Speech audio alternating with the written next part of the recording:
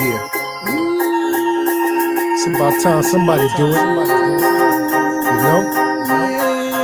Come on. Cause we out here, you know, we doing it. We out here doing the same things that moms is doing. I'm a good dad. We gonna do it regardless. This is a dedication to good men and the fathers. Mostly overlooked, I had to do it regardless. They say the majority is lazy. This might be true, but some of us be providing them crazy. Not like we all dogs, men and women, we all gon' fall to the day that we all get called. But back to the subject at hand, some dudes can't be a father, cause they never became a man. And besides those, you got me and a group of others who cherish having a family. And we looking for support. If you believe there's good fathers out here, and not all of us in court, I be cooking, cleaning, up late nights doing the homework, after hours of doing my own work, ready and able.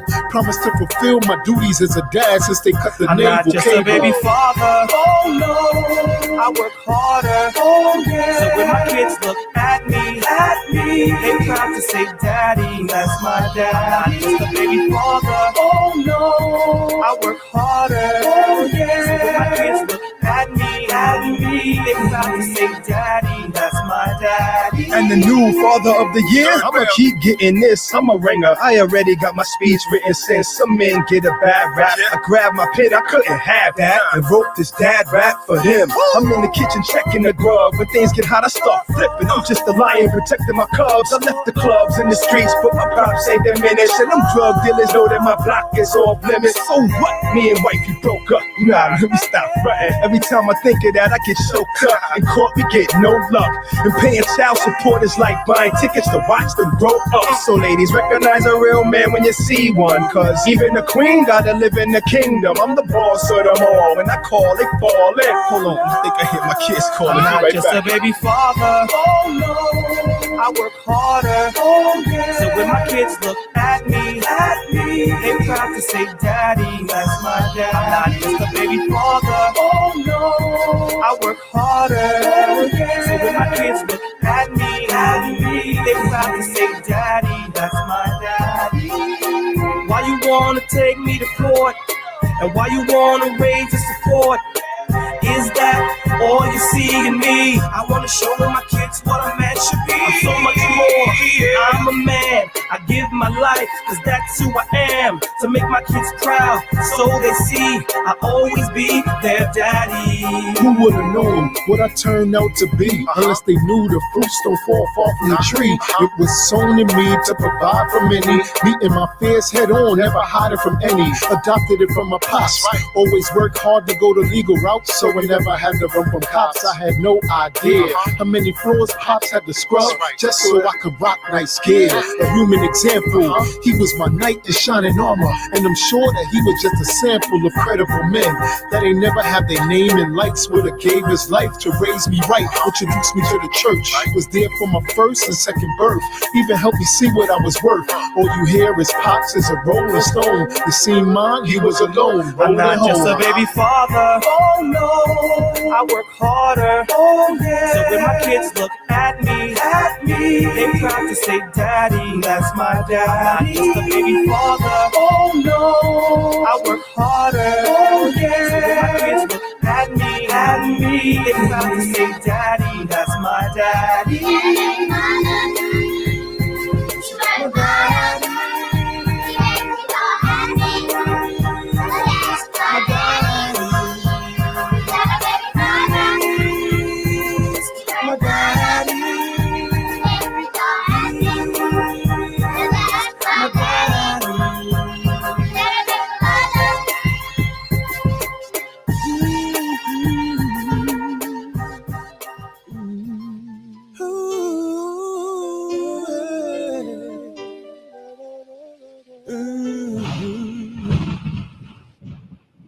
I was despised and rejected, spit on and disrespected, came to my own afflicted. Why didn't they listen to me? The greatest sacrifice no other man could ever give. I gave my life and soul, knowing it would make you live. Spirit was willing, with my flesh I had to overcome. I I asked my father, pass this cup, but I was the only one to do his will, fulfill the scriptures to perfection.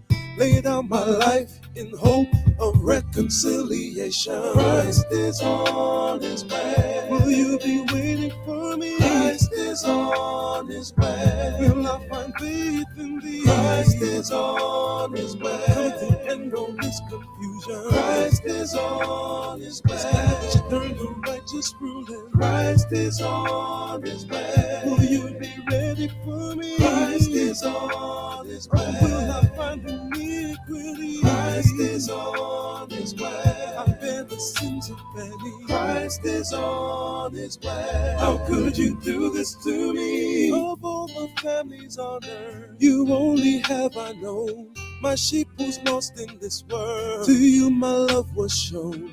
I came to give repentance, forgiveness of your sins, to be a prince and savior, but you won't let me in. Instead you delivered me unto the enemy with all your blasphemies. How could you do this to me? Stiff-necked and stuck in your ways, you broke the covenant. You only got a few days before I make my judgment.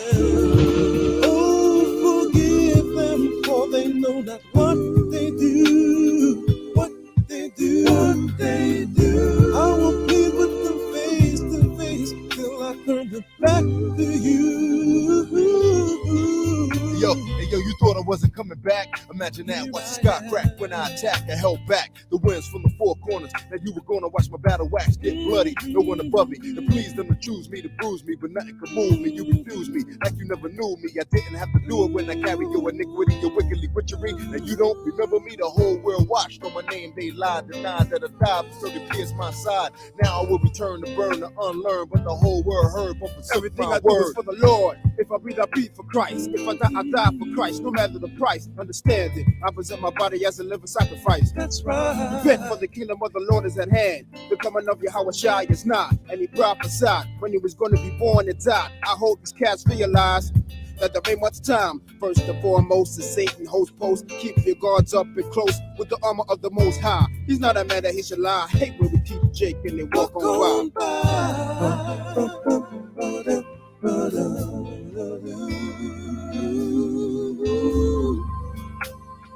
Christ is on his way. Will you be ready for me? Christ is on his way. Will I find faith in thee? Christ is on his way. Come to the end of this confusion. Christ is on his way. Establish eternal righteous ruling. Christ is on his way. Will you be ready for me? Christ is on his way. Or will I find iniquity? Christ is on his way. I bear the sins of many. Christ is on his way. How could you do this to me? Christ is on his way. I'll hear the sound of the storm. Turn up the nations his way. Ain't gonna take this no more. Israel, you better enjoy. Come on and know this confusion. Turn up the nations his way.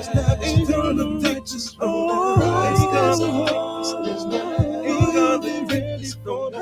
Ain't gonna take this no more. Ain't gonna take this no more. Ain't gonna take this no more. Come take out this confusion. Ain't gonna take this no more.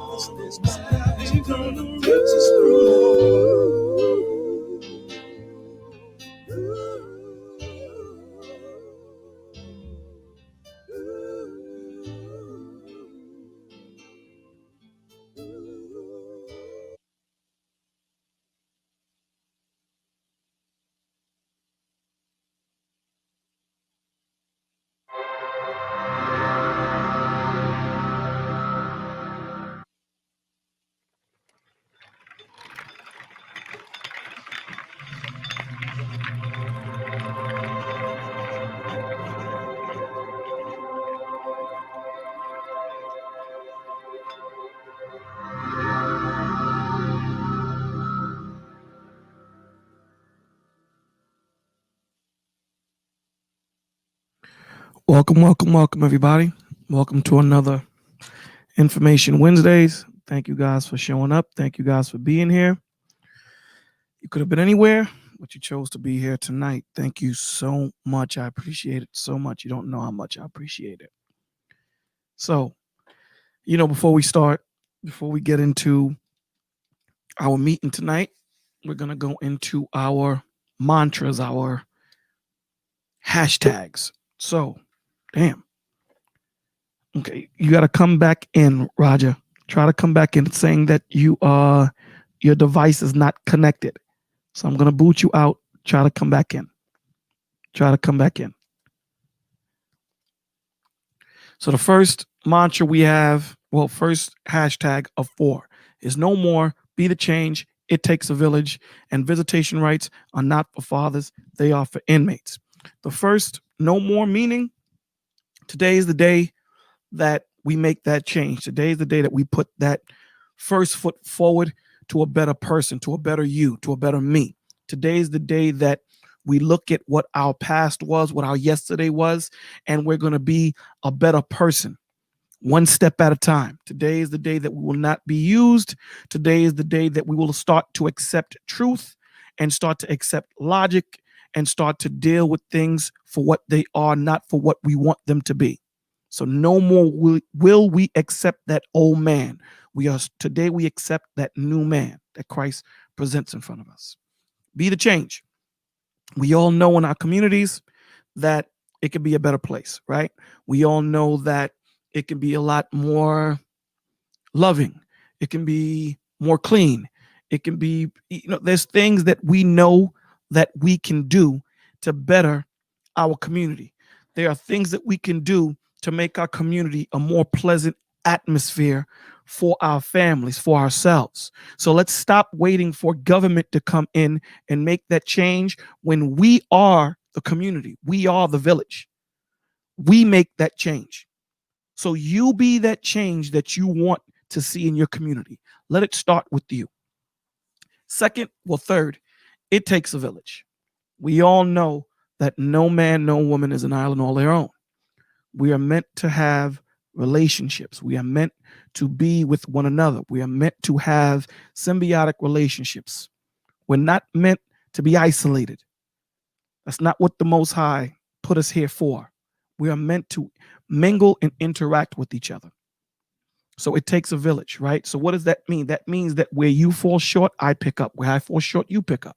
So for example, let's say one day, Miss Beverly, who lives across from you, maybe across the street, maybe across the apartment or whatever your living situation is in your village. And today you just can't get the babysitter. The babysitter's not around. You don't have the money to pay the babysitter. When you have that relationship with your neighbor, with your community, when you have that loving family, extended family, what happens? Maybe Miss Beverly, you say, listen, I'll watch your little girl for you. Or I'll watch your little boy. You go handle your business, go get that money so that you can bring it back and take care of your family. That's what we do. That's what we're supposed to do, right? Certainly last but not least, visitation rights are not for fathers. They are for inmates. You should not take your child's father for child support. If it's a good man and for some reason you two just didn't work out, the relationship isn't working between you two, don't be vindictive to use the child as a weapon against the father. It is not right. It's not right. Okay. And it's going to, bite you in the long run. So with that being said, please don't make your child a weapon. Okay. When you become parents, your job is to make a environment that your child or children can learn in. Okay. Do not pass on the hurt. Next is AAA, acknowledgement, acceptance, application. The first of the 3 is acknowledgement. Acknowledgement is what?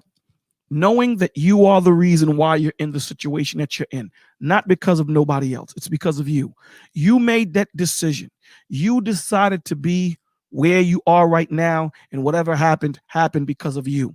There's a scripture that says there is no judgment higher than your own. So what does that mean? That means that no matter how much guidance you get, no matter how much counsel you will get, at the end of the day, you make the ultimate choice. You make that choice. The last choice it stands with you, right? You had to make that choice.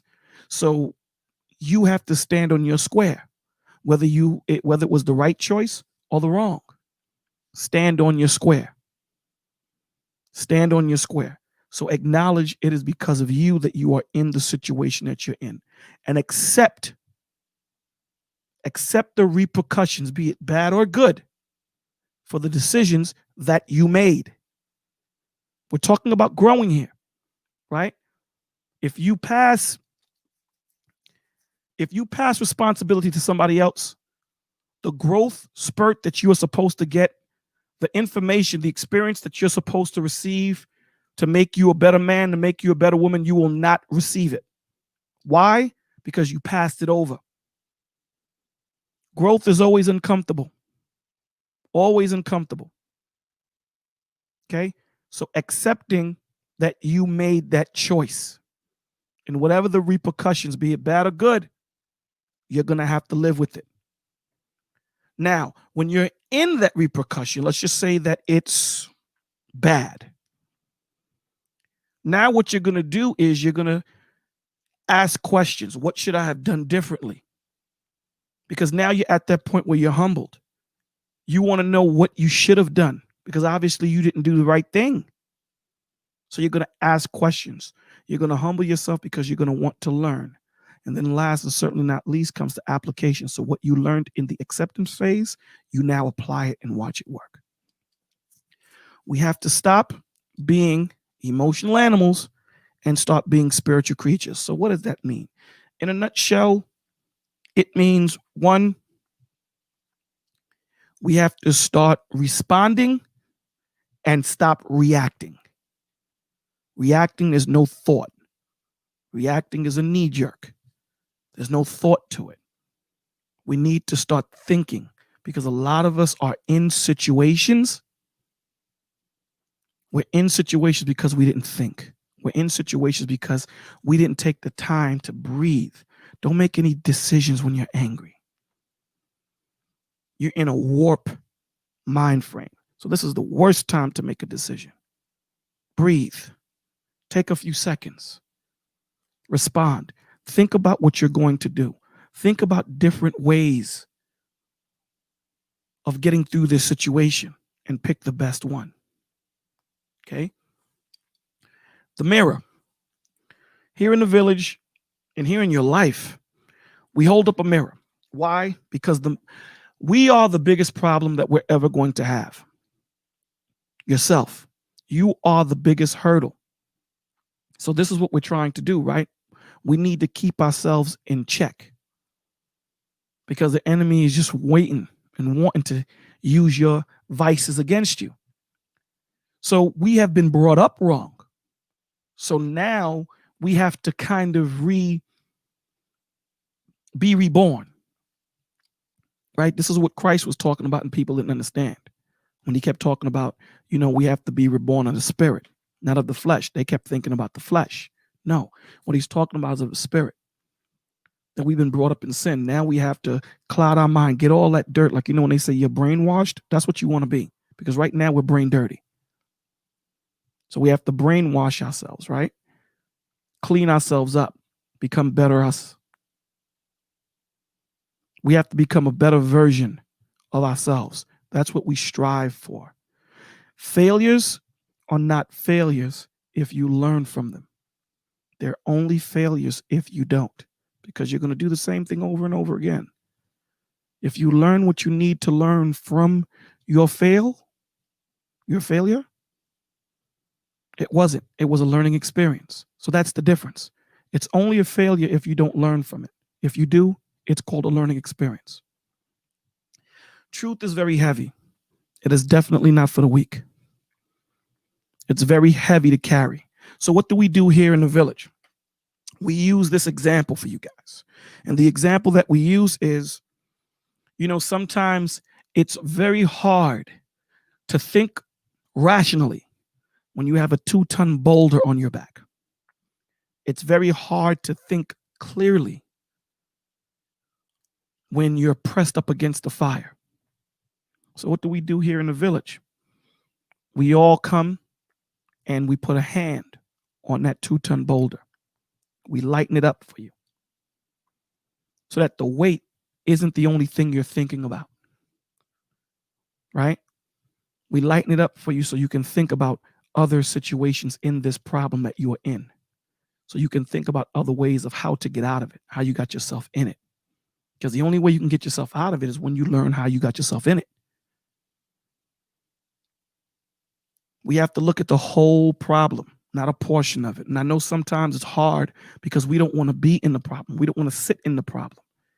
The hot seat is crazy, but sometimes you have to sit in that hot seat to figure out what you need to figure out. God tells you that he's long suffering. Why? Because he needs you to learn something. And the one thing that we push here in the village, the most important part of prayer is being patient and waiting for that answer.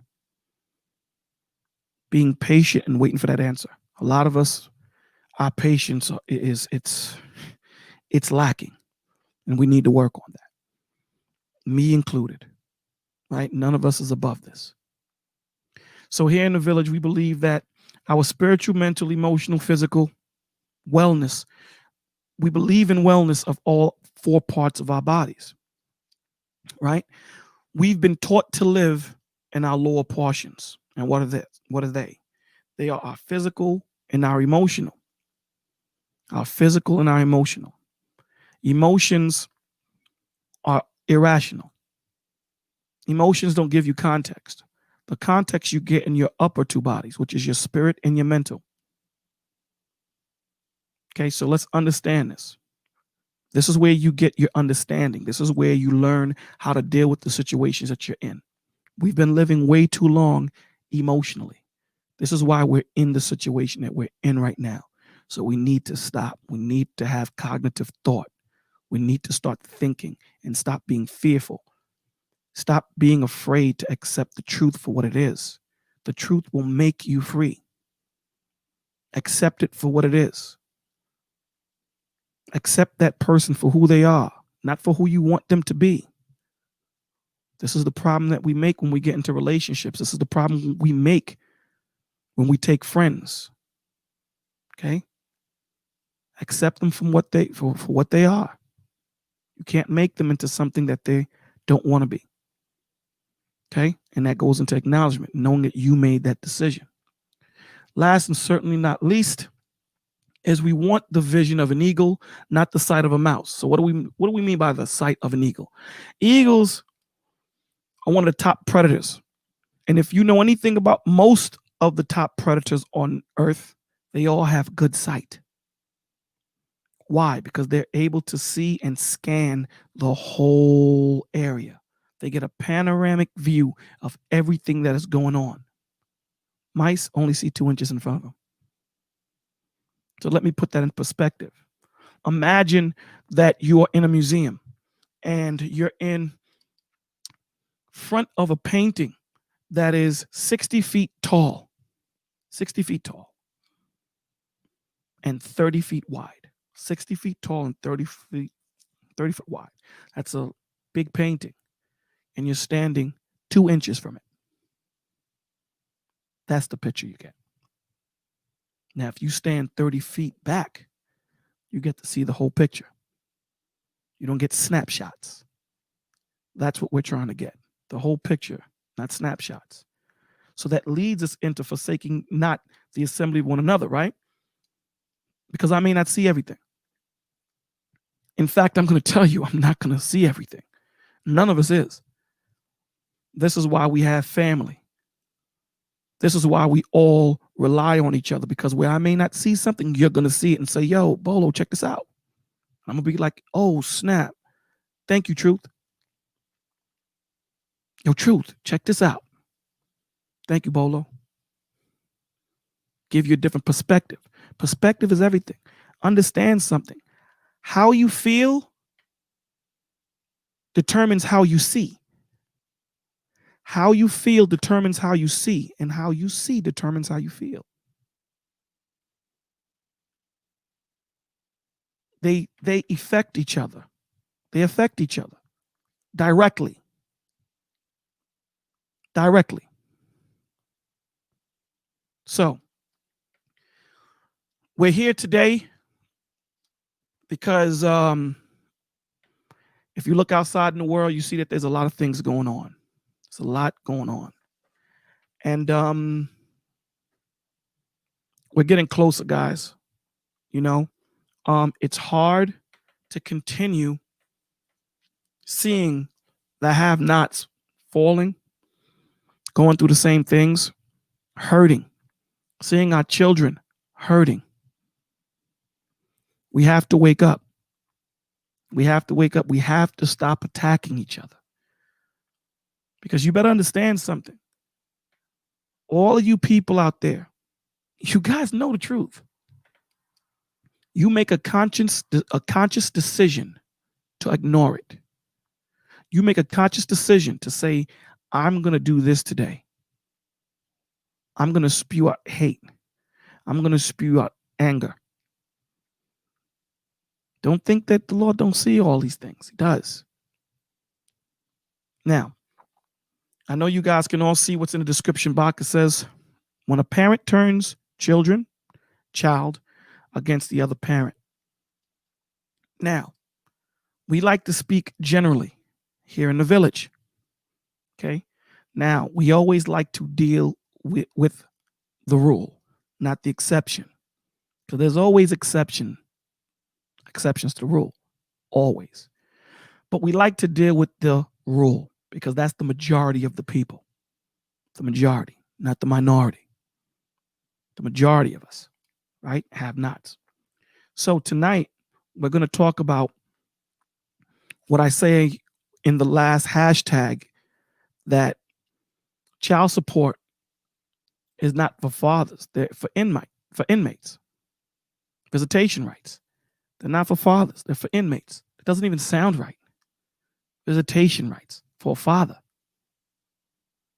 And way too often in situations in the have-nots community, we find where both men and the women make a bad decision to be with each other, right? Because a lot of the times in relationships, way too often, we don't pick the one that God has given us.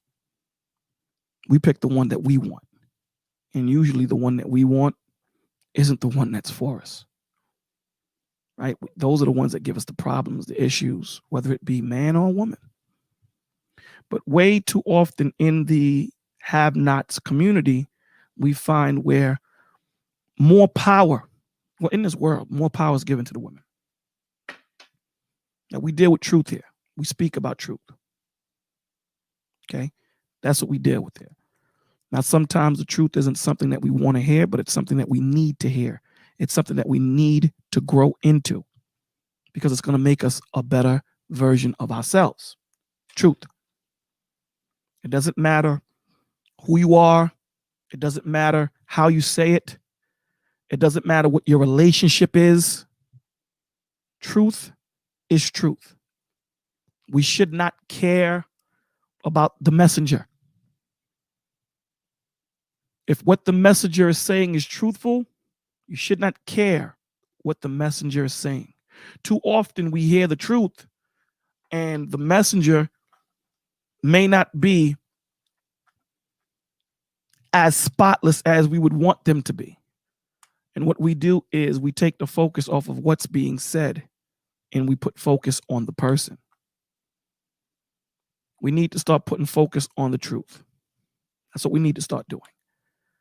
So the good thing about YouTube, before this gets shut down and the truth is stopped, it allows you, because a lot of the times it seems that people get it when they're outside of the equation, right? When you're arguing with somebody, it's hard for you to see the point that person that you are at odds end with in this argument. It's hard for you to see what the point that they're trying to make because you two are arguing, you're trying to make your point. That person is saying this and you just can't hear it. You're just waiting for them to stop so you can speak because you are at odds end. You guys are in that verbal spa.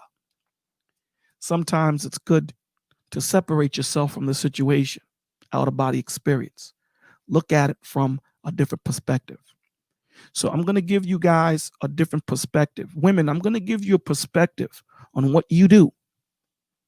Again, we're talking about the rule, not the exception. The rule. I'm going to show you what you guys do, just a snapshot of what happens when you turn your children against the father because of a breakup, because he might have cheated, because you guys didn't work out. We have to start acknowledging the parts that we play in raising our children. Now, understand this problem didn't just start yesterday. It started with the invitation that we accepted with welfare. When that was instituted into the have-nots neighborhood, that was the beginning of the end. Because for you to get welfare, the father had to be outside of the home. And that was the beginning of the end. There is no order. There is no, I use this example all the time that the father is the firewall that protects the computer. He's the one that scans to make sure that everything that comes to that computer is okay. When you remove that firewall and you make that computer, or you let that computer go on the internet, oh my God, anything and everything will come into that computer, take advantage of. And that's what we're living in. Okay, so before we start, let me put this up here because I do not want to get flagged. I may get flagged anyway, but we try not to. I do everything in my power to try and give them all the props, and let them know that this is not my content. This doesn't belong to me. This is their content. This is not my content.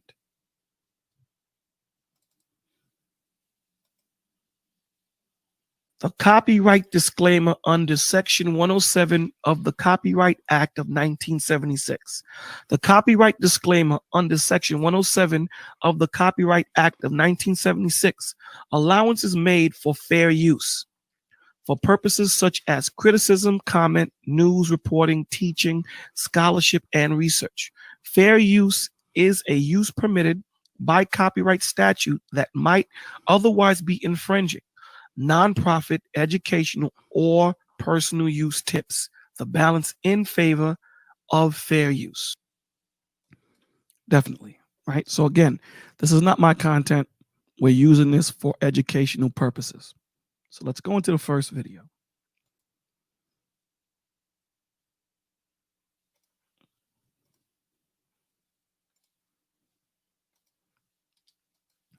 So the first video is, I'll try to pronounce her name right. Ayanla. Ayanla, please fix my life. That's what this is, right? And it's about a woman, mother, that broke up with the father, and they broke up on terms that weren't good.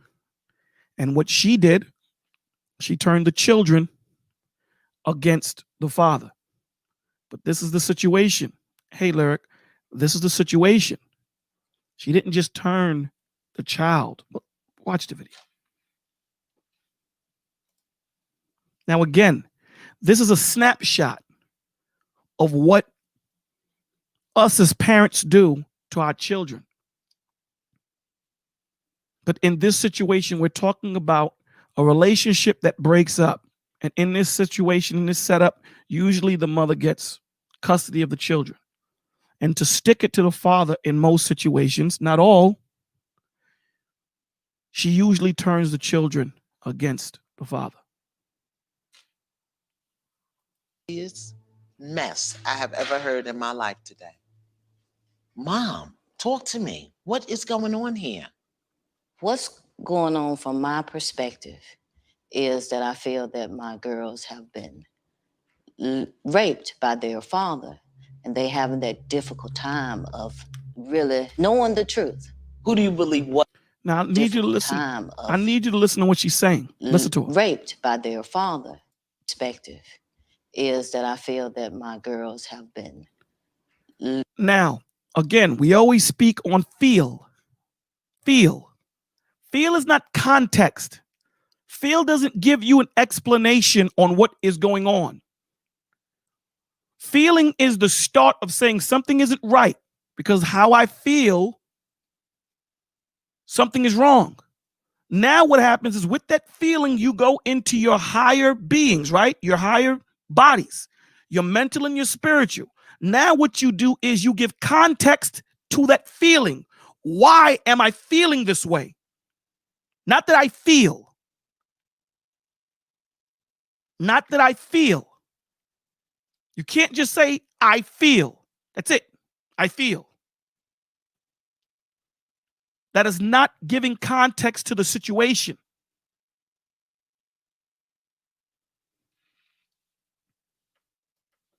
Raped by their father. So this woman is saying, I feel that they were raped by their father. No context, no breakdown. I feel that my 3 daughters were raped by their father. They having that difficult time of really knowing the truth. Who do you believe was raped? Hold on one second, guys. Hold on 1 second.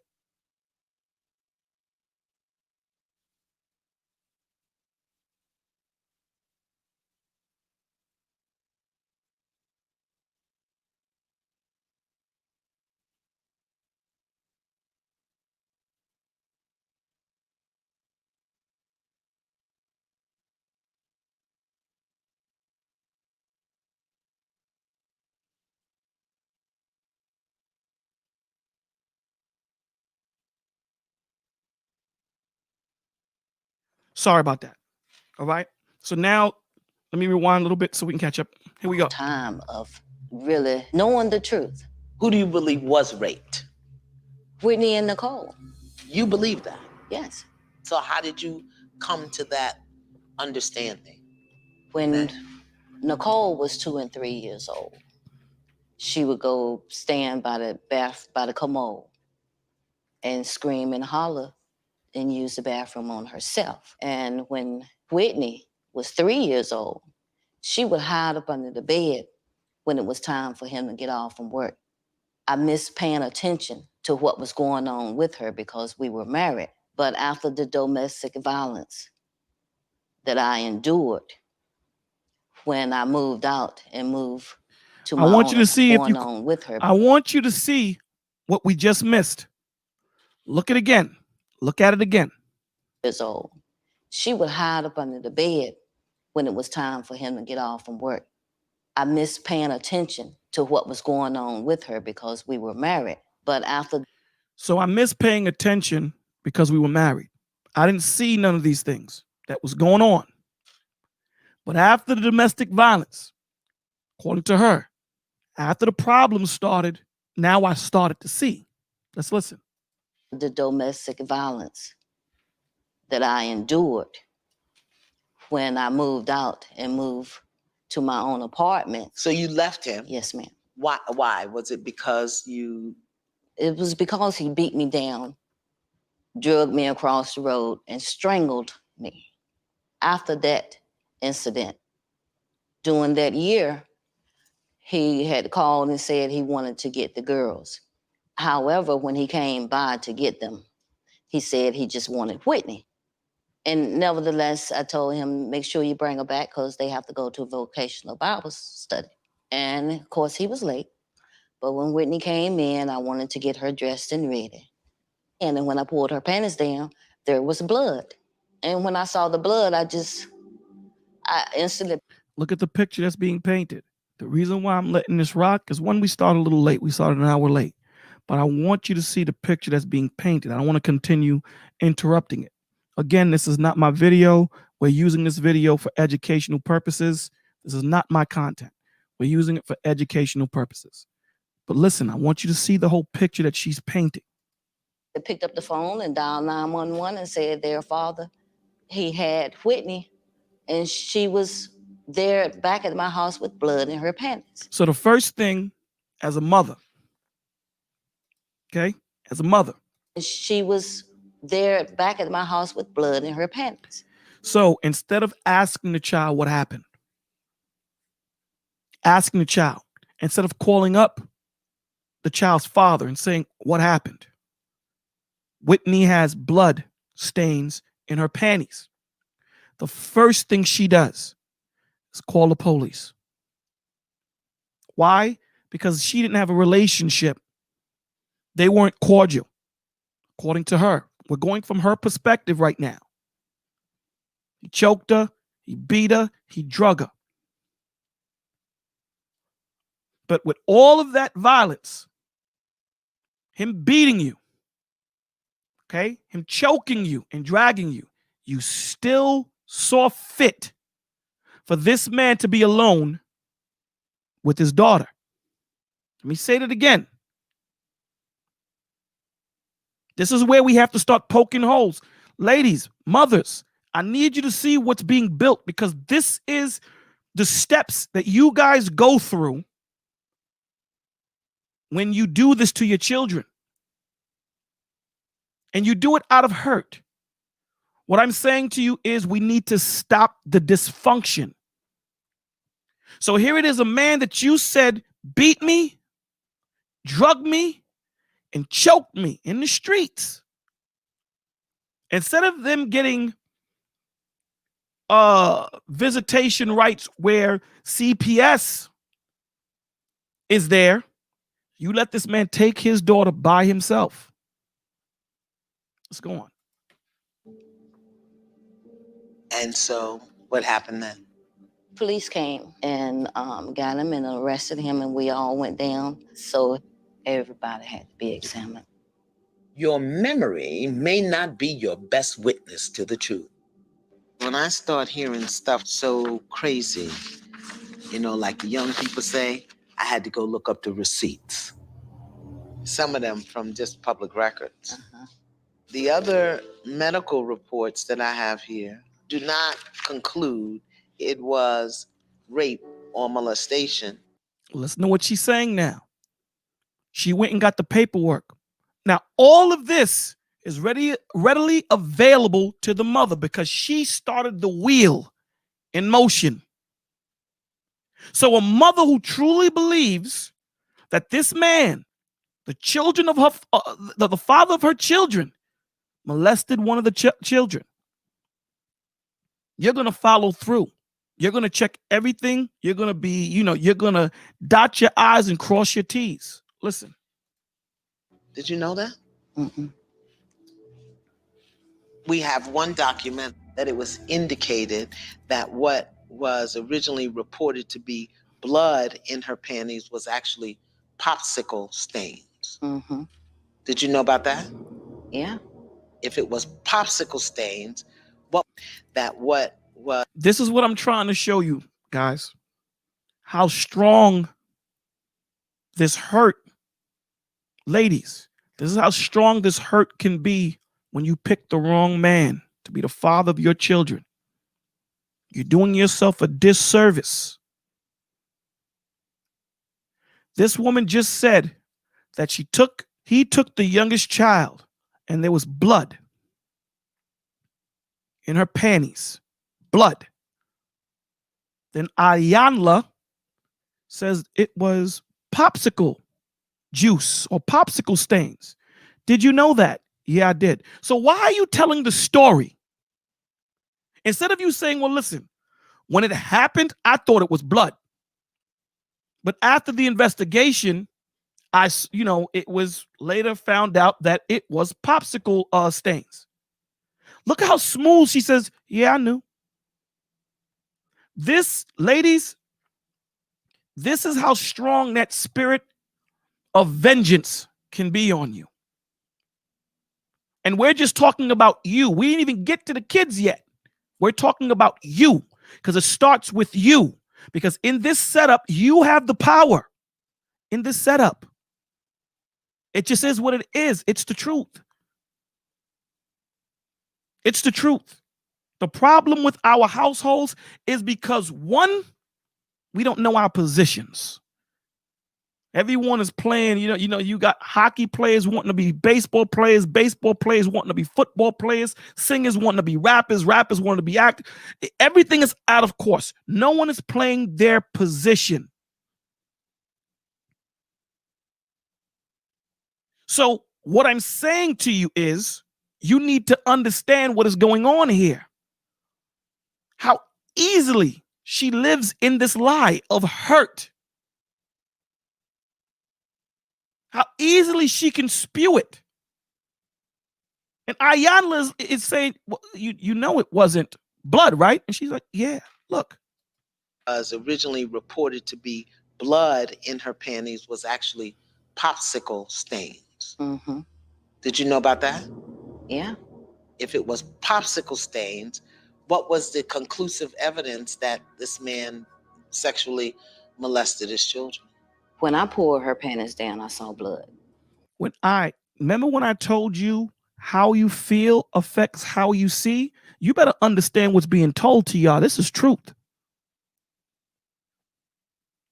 Y'all better understand what's being taught to y'all today. Truth. What's being given to you today. Through the Lord. Truth. That's what I saw. That's what I felt. Again. That's what I saw. How you feel affects how you see. Has nothing to do with truth. It's strictly on how I feel. Feeling is not facts. Feeling is not rational. I feel we need to go left. Why? Why do we need to go left, Bolo? Man, that's what I feel. You ain't giving me nothing to go with. Her rationale to Ayanla, when she says to her, well, it wasn't blood. Her breakdown to her as well, what I felt, what I saw was blood. Even when she's confronted with the document that says it's not blood, it's not blood, she still says, well, I felt it was blood. We didn't even get to the children, ladies. This is what happens when you make the wrong decision to be with a man you know that's not for you. Because you tried to make him into something that he isn't. And when you figure out that he's not the dude for you, but you're 5 children in, 10 children in,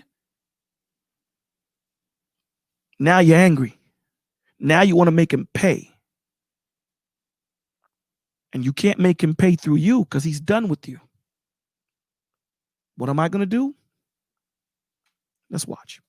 Evidence that this man sexually molested his children. When I pulled her panties down, I saw blood. Look at her. Look at her whole body movement. Her arms. Listen, y'all better start understanding body movement. Intonations of voices. When someone is looking up and not looking at you. Y'all better start looking and understanding what is going on. There's a lot being told to you by your body, not just hearing somebody. There's a lot being told to this story. She's being confrontational right now. She knows she's wrong, but she's being confrontational right now. When you look at Ayanla, she's real cool and relaxed. When you cross your arms, that is a sign of being confrontational.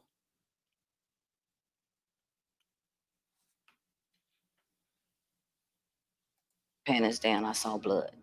And I took her to the hospital. And a lady came in to examine her, and she took the panties. When we made it back to court, they were similar. They were brand new, and they had Kool-Aid in the seat of them. I think it was switched. You see her face? Her face says it all. Her face is saying, lady, you are full of garbage. Why would they switch the panties? Why? He's a black man. Why would they switch the panties? Would they got something against you? Why would they switch the panties?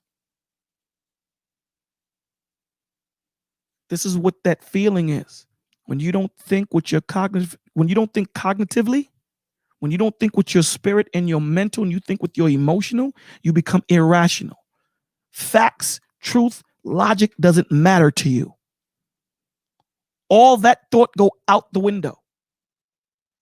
It doesn't matter what you say to this person. They cannot see. Because you know why? How they feel affects how they see. How they feel affects how they see. They're not seeing truth. They're seeing what they want to see. That's why Ayanla made that face like, woman, are you serious?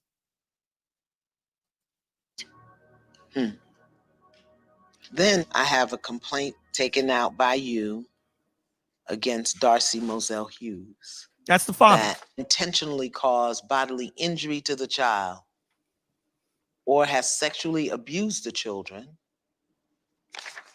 Read that line right there. By sleeping in the bed with the child and asking her to open her legs. That would have been Whitney. But then help me understand this. I have here to grant custody of Brittany to the plaintiff, her father. Yeah. Now she's going to bring the point that I just brought. Now you just filed a report, a complaint against the child's father of saying that he's a molester. You're saying all these things. Listen. Yes, ma'am. So if I'm to understand this, in 1 year, you get a protection order because the man is sleeping in the bed with the children and asking. And not only that, beating your ass, choking you, dragging you with your words. The prior year, this is what he's doing to you, to the point where you had to move out. And it's a shame that men have to go through a third party to get this understanding. Because if Ayanla didn't go through this right now, this man would not have understanding. Truth would not have come out. Asking them to open their legs. And then 10 years later, you send her to live with him? Excuse me, 10 years later. Sorry. I just really need to understand Deer in headlights. How it is that you've got 3 girls that you believe were sexually molested by their father, and you let them go spend time with him. They wanted to spend time with their dad. Now, as a parent, your job is to protect, nurture, provide, guide your children. As a parent, these are children. They don't see. They don't have that eagle's eye. You do. Well, at least you're supposed to. Your job is to protect them because they don't have the experience of life. They think going left is the right thing to do when you know left is wrong. Your job is to say, I don't care what you feel. I'll explain it to you when you get older, but right now it is above your mental capacity. We're not going left. That is your job. So how is it a parent, a mother at that? And understand something. And I said this a few weeks ago. I understand. You know, I used to take it personal that when people would grow up, when they would grow up and they would get into situations like when you watch George Floyd, when he was being killed, murdered, and he was screaming out for his mother, I had to really understand why. Because they go back to that feeling, that maternal feeling. See, fathers bring order. They bring logic, truth. Women bring that maternal empathy and sympathy. That's what women bring. So they automatically go back to that. It's nothing against the men. That's what the women bring. They bring that understanding of how to feel, how to cry, how to be sympathetic and empathetic with situations. That's what they bring to the child. The man brings the order.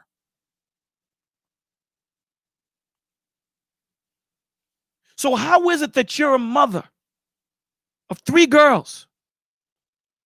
This man beat your ass, choked you, dragged you, according to what you said, and 10 years later, you're going to give him custody after you filed a complaint of being a molester or trying to molest or molesting your child. Because they felt like I was keeping him from them. They wanted to go stay with the man that molested them. And that was something that I didn't want. They were teenagers, and I felt like that they could protect themselves. There you go again with I felt. I felt that they could protect themselves. She didn't think about it. She didn't go through her mind and say, listen, they're teenagers. They're 13, 14. I'm a grown woman. I've lived through this experience. This man done beat me. He probably coerced me to do this. He's smart. He's this, he's that. Nah, y'all can't go.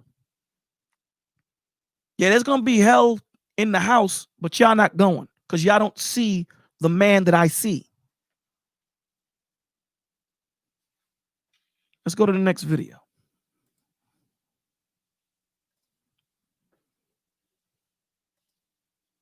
Ladies, what I'm trying to get you to understand that this is the damage that you do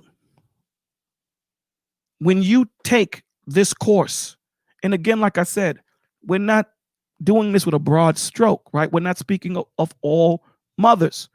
All mothers do not do this, but we're talking about the rule, not the exception. Not the exception. Dante says, why are so many women lie like this? Because they've been hurt. Because they grew up without a father. They grew up in a broken home. They grew up in a broken home. So it's not to take blame from them. I'm telling you why they act the way they act. It doesn't shift blame. It doesn't mean that they don't get blame because you're a grown-ass woman now. But you have to understand something. It's hard to ask a child, okay, who was robbed of their childhood. And understand when you're robbed of your childhood, there's a lot of things that you learn. There's a lot of examples. And I used this story with you guys in the past. I don't know if you guys ever cat whisperer. Anthony, would it be? The cat whisperer, there was a cat, male cat, that was just rough. He would grab your foot and bite your foot and do all sorts of stuff. So they were going to put the cat down. So the cat whisperer said, give me a shot. Give me the cat. If I can't get the cat to change, then put the cat down. But I need a little history on the cat. Where did you get it? Did the cat have any siblings? Blah, blah, blah, blah, blah. So they found out the cat had 2 siblings, 2 brothers. So long story short, what the cat whisperer explained is when cats play with each other, there's a lot of information that is being exchanged between each other, right? They're learning how to hone their attack, how to bite, when to bite hard, when not to bite hard. They're honing all of these things in them so that they're able to use it as they get older. All these experiences as children, as kittens, they're going to use when they grow up as cats. Here's the problem. That cat was robbed of all of that learning experience because the 2 brothers died. So when the cat is grabbing the owners, the cat is thinking he's playing, but he's not. He's hurting the owners. So when this was brought, perspective, understanding, when this was brought to the owners, they understood they understood it. So I'm saying that to say that children learn a lot. The building blocks are being formed as they are children because these are the things that they're going to refer back to when they grow up. How many of us say, damn, I remember when my father or my mother said this to me? Now I understand. How many of us have gone through that? Press 1 if you've ever said in your life, now I understand why my moms and my dad did this. Press 1 if you've ever had something like that happen to you. Because I've had it happen to me. Plenty of times I sit there and go, now I understand why my mother did that. Now I understand why my father did that. It's back. It's not until later you reference it back and say, damn, now I understand it. That cat didn't have nothing to refer back to. So it is learning as it is growing up. Let me say that again. It is learning as it is growing up. It doesn't have anything to refer back to. So when you separate the father from the home, they don't know what a good man looked like. They don't know what a good man feels like. They don't know what unconditional love is. They don't know what their value is, so they can't demand their worth. They don't understand. You robbed them of their siblings like that cat was robbed.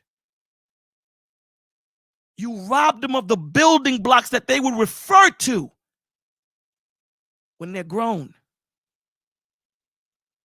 We have to stop. This is one of the daughters. She is speaking on what she was robbed of. Listen.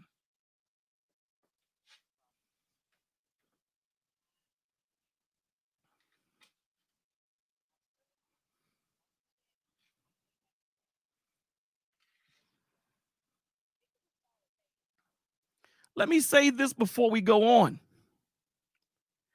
As parents,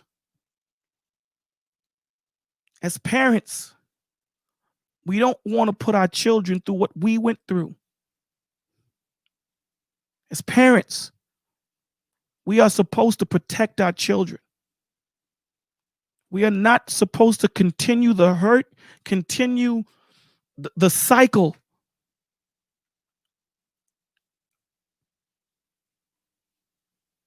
We are not supposed to do that. You can't hear it? If you guys can hear it, press 1. If you can't, press 2. Okay. Hold on. Let me see if I can do this again. Hold on, guys.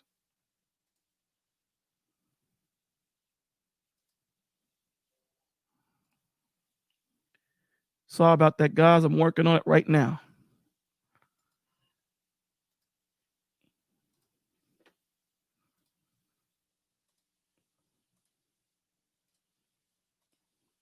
Tell me if you can hear it now, please. I believe something happened. When I was 3, Can I you went hear off it? with my daddy. I came back with blood in my underwear. Was it blood? The people who saw it say it was blood. So this alleged molestation happened. So let's when you rewind it. were Let's rewind and hear what she said. Believe that your father This is one of the molested you? daughters. I believe something happened. When I was 3, I went off with my daddy. I came back with blood in my underwear. Was it blood? The people who saw it say it was blood. So this alleged molestation happened when you were 3. So how is it if your father molested you at 3 that you went to stay with him when you was 12? And My brother, what's going on? I can't hear you. What's going on, my brother? Hello, hello, hello. Mr. Roger, cannot hear you. Unmute yourself. I can't hear you. Make sure that when you come in, that green line goes up and down. The green line for sound goes up and down. Make sure. So I'm going to kick you out. Come back in. So the question she asked is, how is it? I'll let you hear it again. Listen to the question.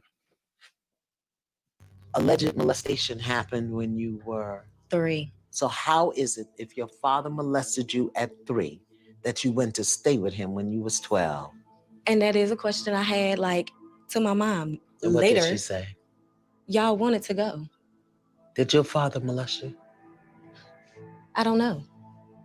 If I did know, I don't think my body would feel the way. It's so conflicting. Are you So conflicted? why is she saying this? Because what she is saying is, I'm not just going off emotion.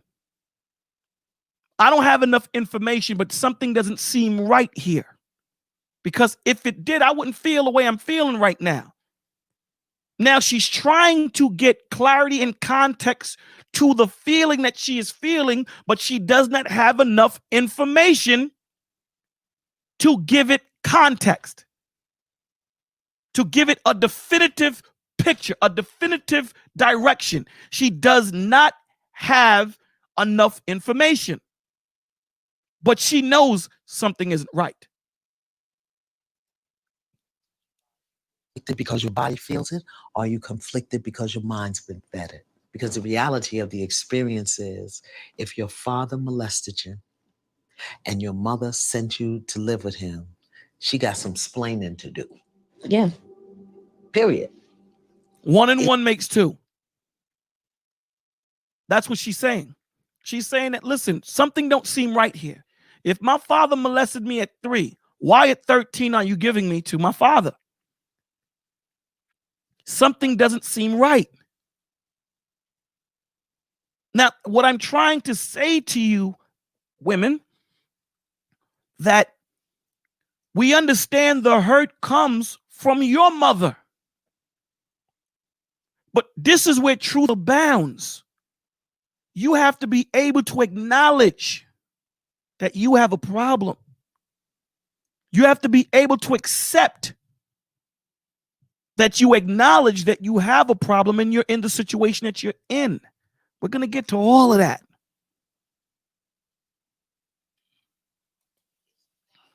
Is that breakdown between your mom and your dad, is that what's going on between you and Nicole?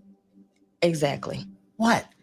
That's why I said I'm not team nobody. That's been a problem. What I find very interesting is she was very, very clear. I'm not team nobody because I'm trying to gain understanding. That's someone that's smart.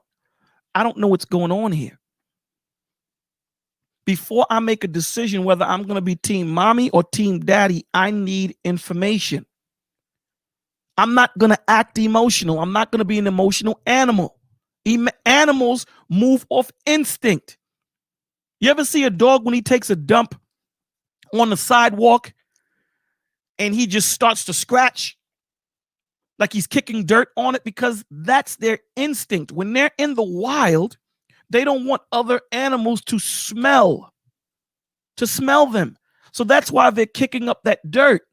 But instinct tells them this, that they don't know that they're on cement. Instinct just kicks in and they just start doing it. Instinct. We're not animals, man.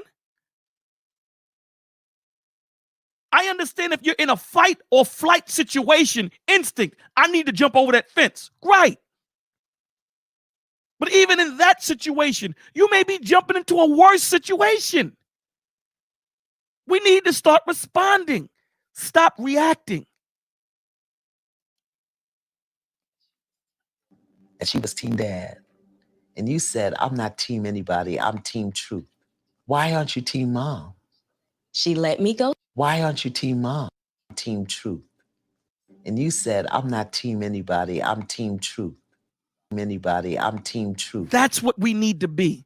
Team truth. I'm the one that got molested, or they're saying that I was molested. I don't know. I don't have enough information. I'm not team mom. I'm not team dad. There's a lot of things that don't seem right here. I'm team truth. I'm dealing with the truth. And when I'm able to get it, then I'll be able to make a decision on whether I'm team mom or team dad. That's truth. Now, if a girl, a young lady who supposedly was molested, it happened to her, not her mother. If she can say, I'm waiting for the truth, I need all information, how much more you? Think about that. How much more you? You're not helping the situation. You're making it worse. Now, I know we're not going to fix this in this generation, but it's a start. It's a start.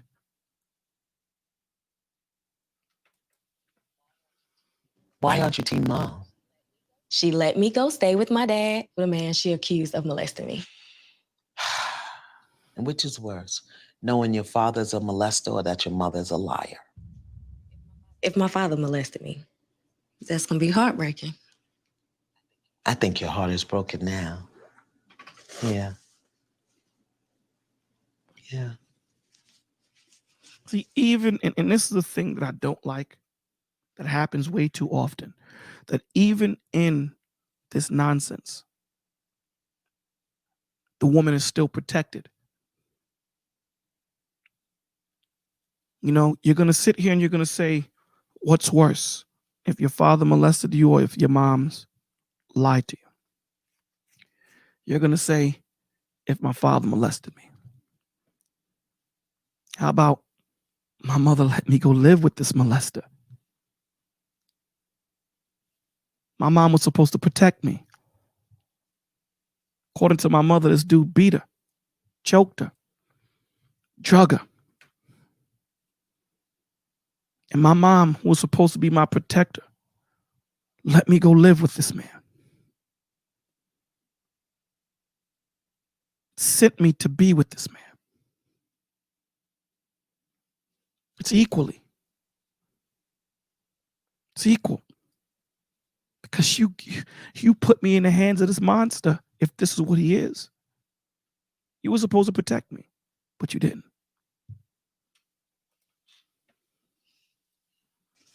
Yeah. So it would be heartbreaking if you were to discover that your father did molest you. How is it going to feel to find out that your mother lied about it? That's right, Jedi Master. He says this opens the door to so many major issues in her life, trust issues in her life. This is in all her relationships. Hell yeah. Because the two people who you are supposed to trust, the two people who should not want anything from you, the two people who are supposed to protect you, die for you, let you down several times in the worst way. Not by making mistakes as parents, because we're not perfect, but in the worst kind of way.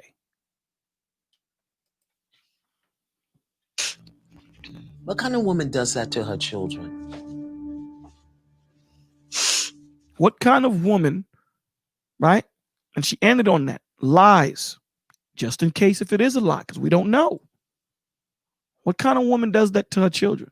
What kind of woman will sit there and let a man who you claim beat me, beat me, choked me, and did all these things, will then go let that child go live with that man?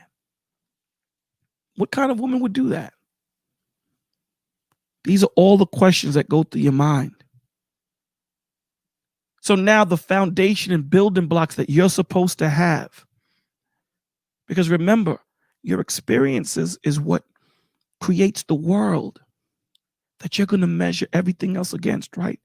The environment that you are in when you're home, you're going to use all the building blocks that you learned as a child to measure the world against. The trust that you were supposed to build with your father, the trust that you were supposed to build with your mother. You're going to use this measurement tool against the people that you walk by and meet in your life. That if they don't have the same characteristics, remember the kittens, they're learning to play because they're going to use these experiences as kittens in their life. We're forever learning. She doesn't have none of that. So it goes back to Jedi Master when he's saying, understand something, that the trust issues are not there. She never learned how to trust. And the two people that she should have trusted, they broke her trust in the worst way. The worst way. So you don't expect her to be broken? What happens when she meets a man? When he touches her a certain way, she's going to automatically think of the father. It's like a leak in the house. The leak in the house, it goes everywhere. It doesn't just start where it is. That's what makes leaks so devastating, because it can start on one end of the house and end up on the other.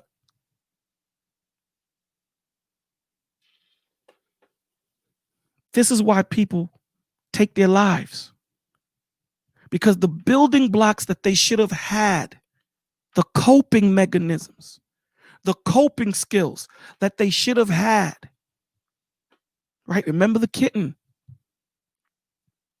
The kitten is learning all these coping skills, all these skills to hone on how to catch mice, on how to be a good cat. All the coping skills that she should have learned as a child, she didn't learn. So now as a grown-up, she's learning these things now, which means she's going to get into failed relationships, which means she's going to have problem trusting. You better understand how deep this goes. I got the results. Can you guys hear the video? Can you guys hear the video? So press 1 if you can hear the video. Can you hear the video? Results of your lie detector test. Okay, so now this video here, remember, we haven't met the father yet. We haven't met the father yet. Now she's getting the answers to the lie detector test, the results. Here we go. I got the results of your lie detector test.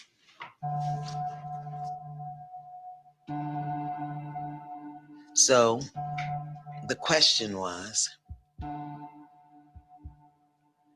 did you make up or exaggerate any stories with the intention to hurt or harm Monzel? Did you make these stories up with the intentions to hurt the children's father? With the intentions to hurt?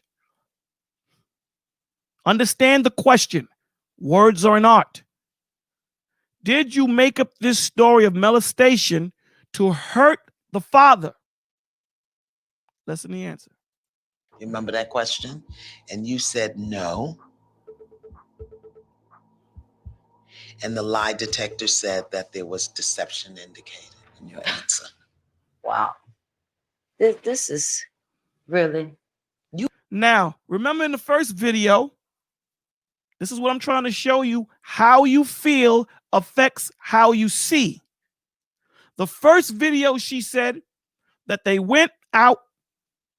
He took the young one to the park or wherever he took him. She came back, and when she changed the panties, she saw blood. Ayanla says, well, when they did a study on the blood, it was popsicle stains. Did you know that? Yes. Well, I still felt it was blood.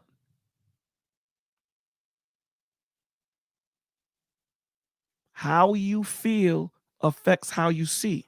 And there was one thing that my man Seinfeld, I don't know if you guys like Seinfeld, but I love Seinfeld.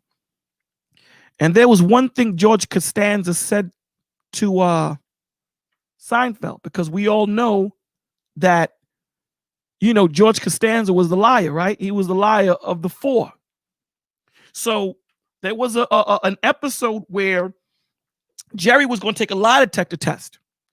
And it was about if he watches, I forget the name of the show, that, you know, and he was saying, no, I don't watch it or whatever. So he was going to be giving a lie detector test. So he came to George and said, yo, teach me how to lie. And he told George told Jerry, I can't teach you how to lie. No. So as Jerry's about to leave the restaurant, he says, hey, Jerry, it's not a lie if you believe it. Let me say it again. It's not a lie if you believe it. So what happens is this lie that she told, she starts to believe it. Now, here's the problem here. The problem here is she's bombarded with facts. There is no emotional talk here. We're coming with paperwork. We're coming with receipts. You ever see that little roach in the kitchen when you turn the lights on and they all try to scatter, but that one roach that couldn't make it to the corner, what does he do? He just stops. Because he's hoping that this dude don't see me. He couldn't make it to the corner. You can't hide here. Listen. You asked for the lie detector. Yes. I can only. And this was a thing that she said. She said she wanted the lie detector test. I want it. And the lie detector said that there was deception indicated in your answer. Wow. This is really. You asked for the lie detector. Yes. I can only tell you what the answers are. Yes, I did. Okay. Okay. That's the answer. Okay. Listen. Don't, I mean, seriously. Seriously, what? Seriously? You asked for the lie detector test. Yes, I did. Miss Yvonne. Yes, and I did. These are the responses. So what do you want to say about them? Not seriously, because your children have been suffering. So let's just have a woman. Here's the thing. The children's been suffering. Children's been suffering. The children's been suffering. The children's been suffering. The children's been suffering. Right? Also often, it's never said, the men are suffering. The men are suffering. The men are suffering. The men are put in jail. The men are put in jail. The men are ridiculed. The men have to sign a paper saying that they are molesters. The men get their licenses taken from them because they can't pay child support. The men. The children are hurting, but the men, they say nothing about the men. The children are hurting. The children are hurting. Nothing about the father yet.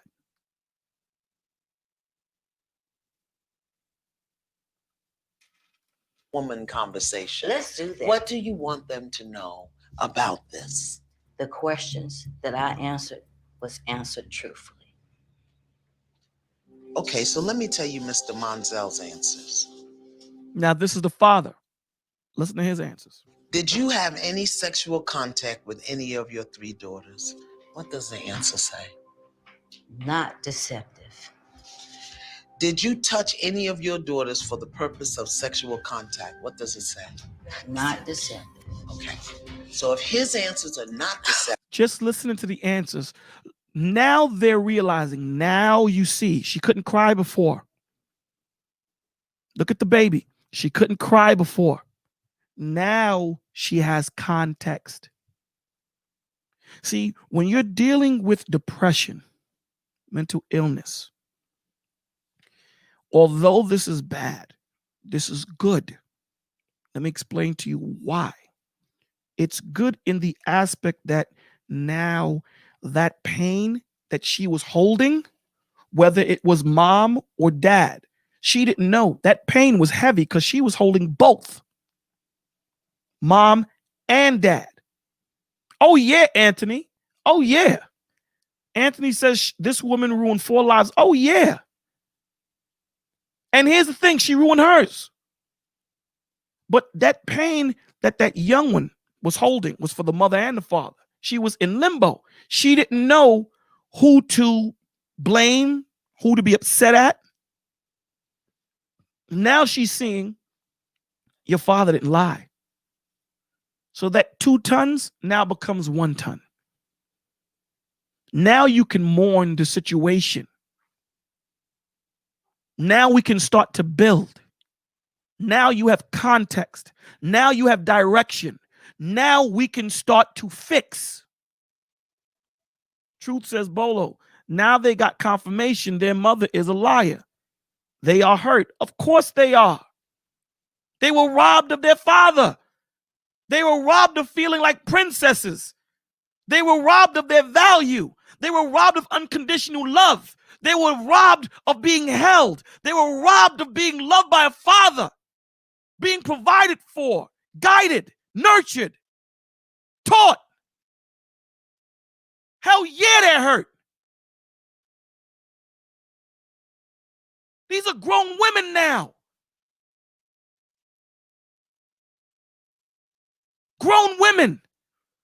That even though they have the truth, the damage is done. They still feel the way they feel. Just because I apologize to you after I slap the hell out of you doesn't mean that the pain you feel stops. It doesn't stop just because I say I'm sorry.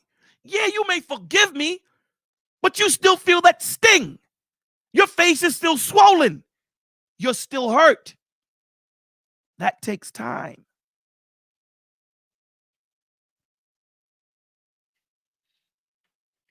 You lose trust in buckets, but you gain it back in drops. It's hard to build something, but easy to destroy. Keep this in mind, women, when you're taking your child's father to court, when you're making up these stories, because you want him to pay for hurting you. Keep this in mind. Please. Deceptive, and yours are deceptive. What does that mean?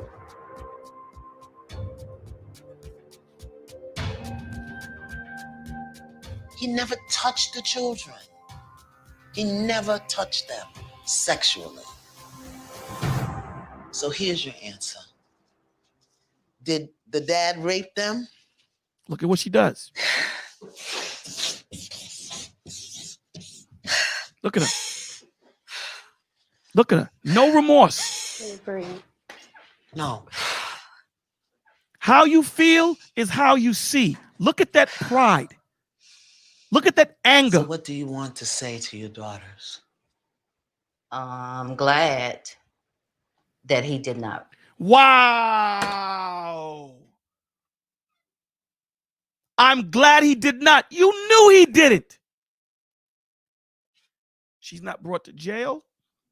She can't be sued. She's not flogged. She's not whipped. None of these things happen. But you know what we do in this world? She's a woman. Let's give that to her. If a man would have done that,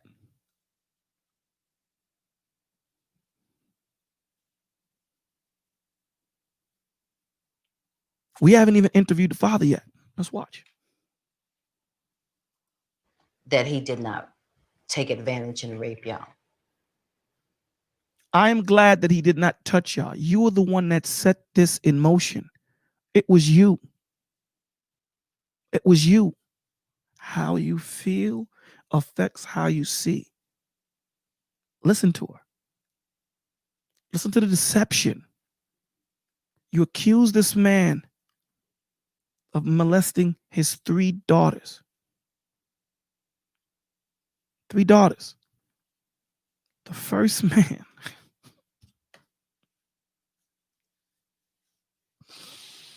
The first man that my daughter fell in love with, that my daughters fell in love with, was me. The first man.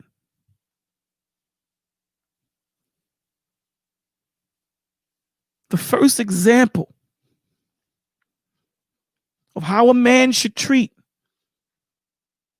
my daughters was me. The first example of my daughters being held was me.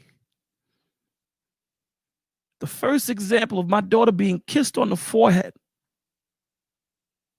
was me.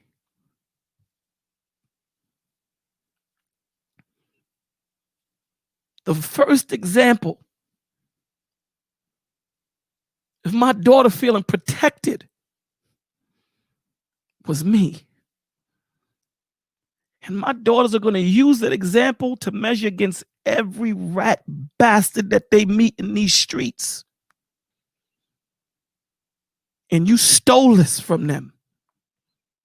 And your response to these 3 women is, well, I'm glad he didn't do that.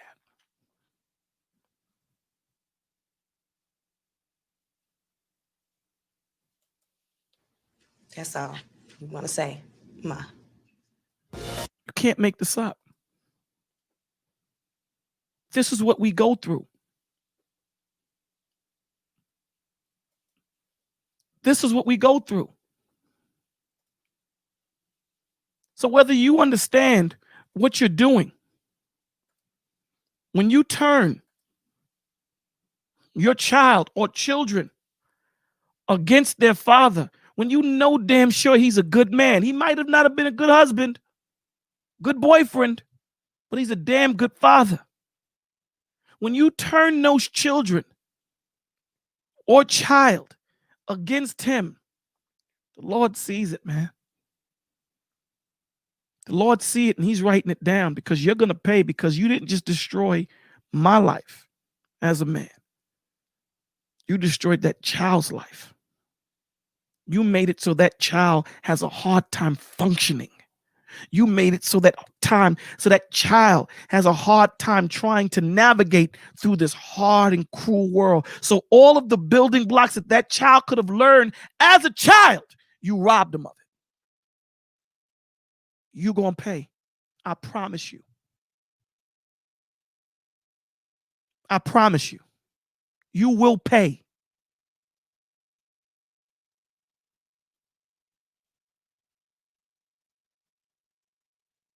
So before you go that road, you better think long and good. This is the Father.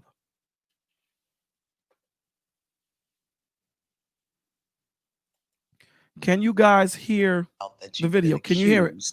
Of sexually, when you find out that you've been accused of sexually molesting your daughters.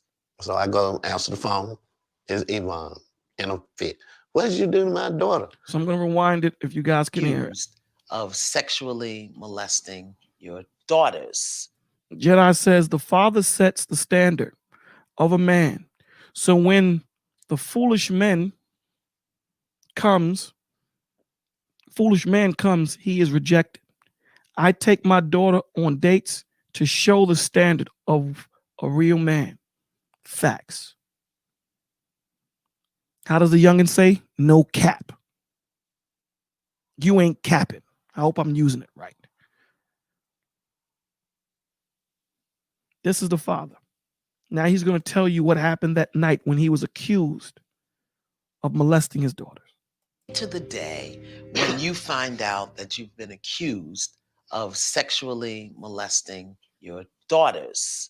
So I go answer the phone. It's Yvonne in a fit. What did you do to my daughter? So I was like, what's wrong with Whitney? And she, you done did some blood in her drawers and this and that. So I hop in the truck, go over there. I just grabbed Whitney.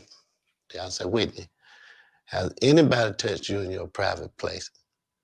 No, Daddy. I said, well, okay, what we gonna do? We gonna go over here to the hospital and let them check you out. You ain't taking my child nowhere. I had to fight my way out of there.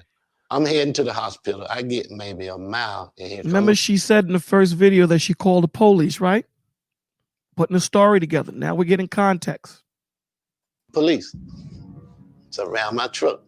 So they come to the door because I need to get my daughter to the hospital.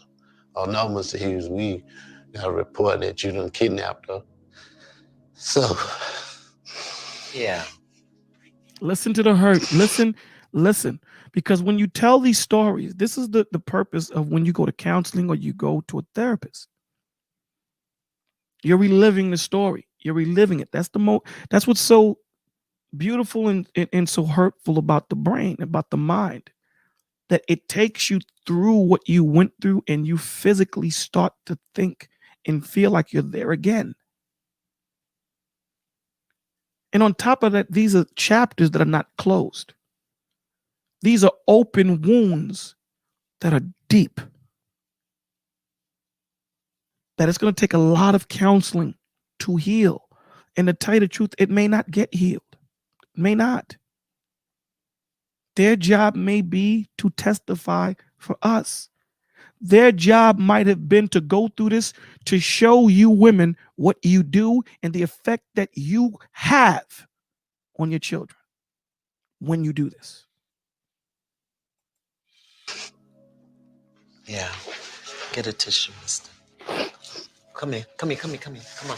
Let's sit through it. Just turn your back. Sit through it. Because you went through it one time by yourself. We're going to work it all the way through. Yeah. Tell me what that is. What is that? Is that anger, sadness? What is it? All of that.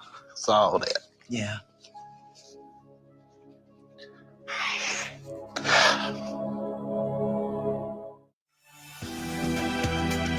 Right? It gets better, guys. It gets better. You know,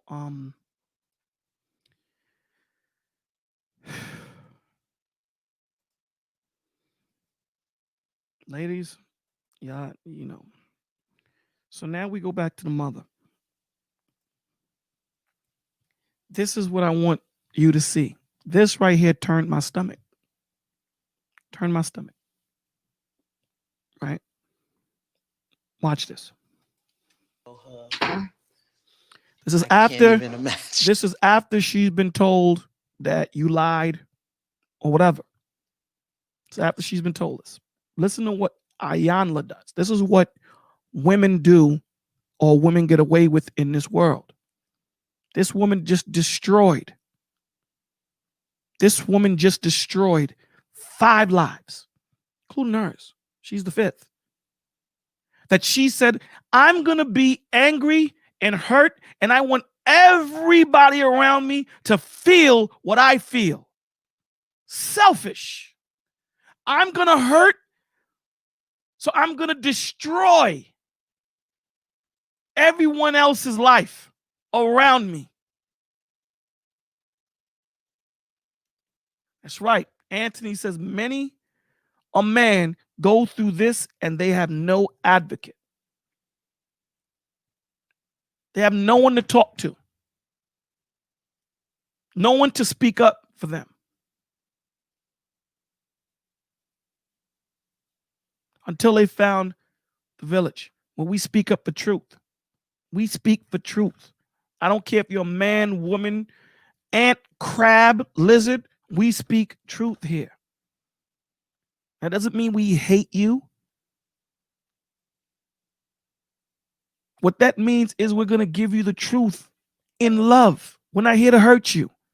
Anthony comes back and says, yeah, she did. Scorching earth and everyone in that circle. Yeah. Listen. Good for you, Ma. Good for you. For a woman to acknowledge she was wrong. For a woman to acknowledge she was wrong.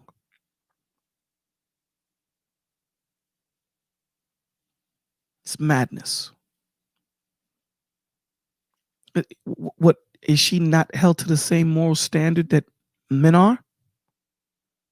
So for a woman to acknowledge she was wrong, what does that mean? That right there is, that's it. Listen. That's a terrible thing to be accused of. That's a terrible thing to be accused of. Woman, you accused him of it. You accused him of it. That's a terrible thing to be accused of. You were the jury. You were the judge and the executioner. It was you.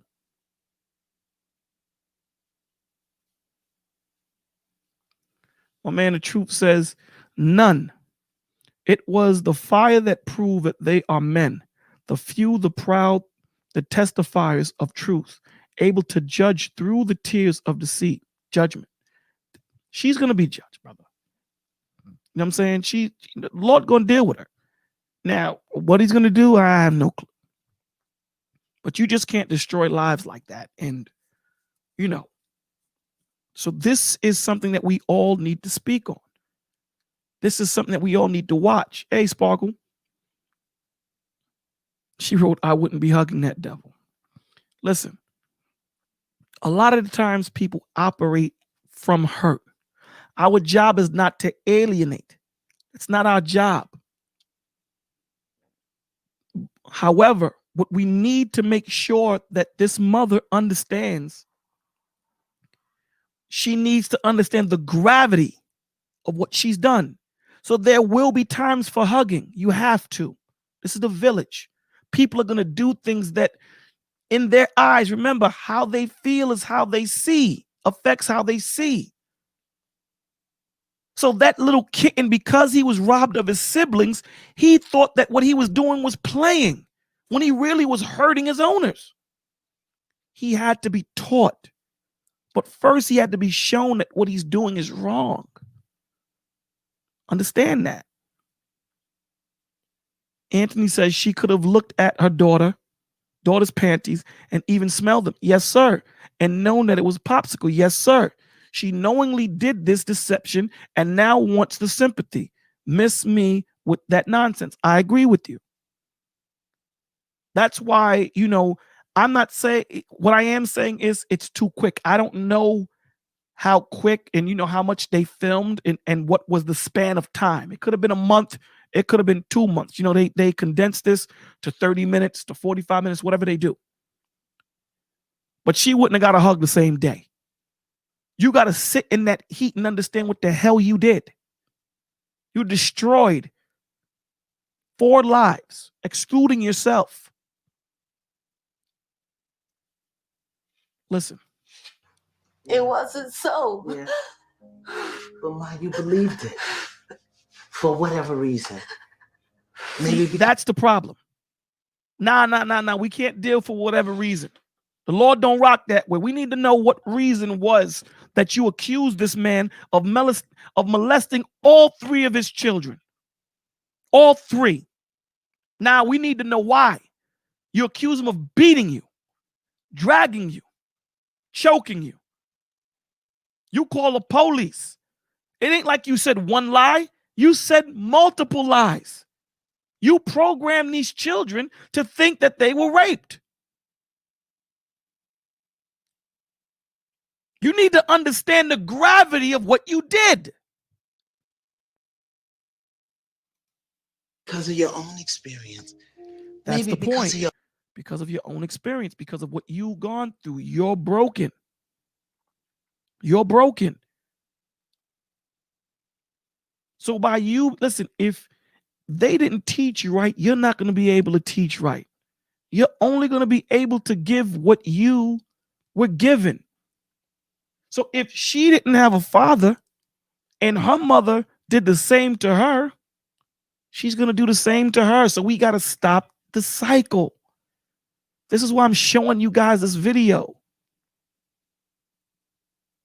Stop the cycle. Stop it with you, young women. Your own experience. They really messed up. No. Yeah, they are. Every child needs both parents. They just really missed out on the lack of. They really messed up. They really missed out on both parents. No, you messed it up for them to miss out on both parents. That's what she should be saying. I messed it up. I was wrong. Watch. Truth. What really happened. And I want you to see, it's not done. You think that she gets it, right? Okay. I really do wish this could have taken place when they were much younger. But you weren't so ready. I could have known. But you weren't ready. They weren't ready. He wasn't. Because I wish this could have taken place much younger, so I would have known. You're the one that said that they were raped. They were molested. You set that in motion. Nobody else. You did that because you were hurt for whatever reason. because they don't go into that. You did that. Anthony's okay. He's responding to Sparkles. I'm ready. God is in charge, Mama. God is in charge. All things happen when they need to happen. Yeah. This wasn't vindication for her. This was vindication for the father. This was some type of exhale for the children, not for her. Yeah. Thank you for the truth. And your healing will come where really understanding. What the hell was I thinking that was? I think Miss Nicole asked you a beautiful question. When it happened to Whitney, you took her to the hospital. But when it happened to me, yeah, there's some powerful healing there for you and her. Yeah. Hear me, I'm not judging you. And that's the problem. My job is not to condemn you. I can't do that.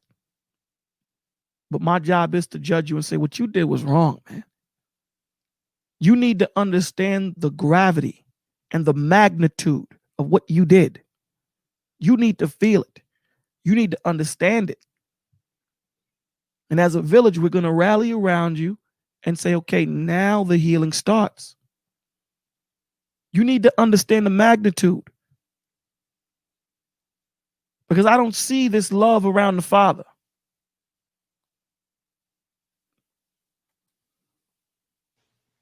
How can I support you, Mom? That's the way it is. Anthony says, but the woman got to be the victim, Bolo. Don't you understand? Yeah, I do.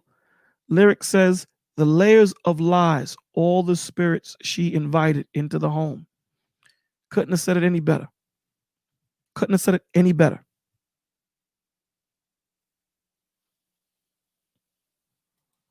How can I support you? What do you need? Did you and the girls get a chance to talk? Nobody about the father. There's no one rallying around the dad. He's the one that was put in jail. He's the one that was arrested. He's the one that was looked at as the monster.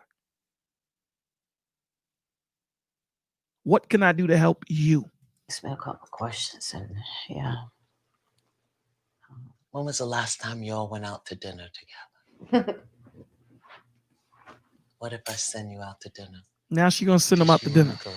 Just you and the girls. No and father. What do we do with Nicole? See how the father is left out of this? Even in the healing stage, how the father is left out. The father has just been vindicated and shown that this demon right here is a liar. She lied. So many lies have been said. So many lies, like Lyric said, you invited into the home because you were hurt. So I get it. Hurt people hurt people. I get that. But the love that should be around the man, he's not getting. The support that should be around the man, he's not getting. The humiliation that he got, that he received, him being arrested, him being accused of molesting his daughter, molesting his daughter, him not having relationships with his girls. There's no support. Again, if they did do it, they didn't show it. What do you mean? I mean, ask her if she wants to go, or you gotta it would ask be her nice if she wants to go. Okay, I can do that. I can do that.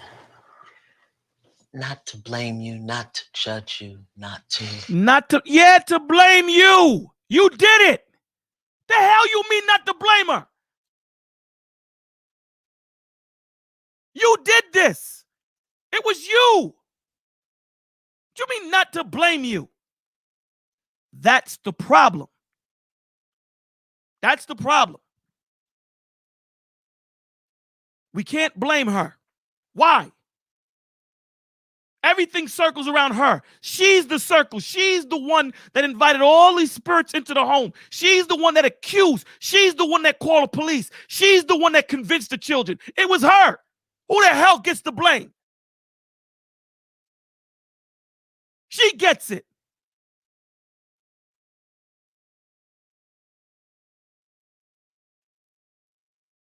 This is the problem in this world. With men, even when we're vindicated, we're still not supported in most situations. I'm not going to say all, in most. With women, in most situations, even when they're wrong, they get support. This is not about physical strength. This is about moral standards. This is about character. And we should be equal in that.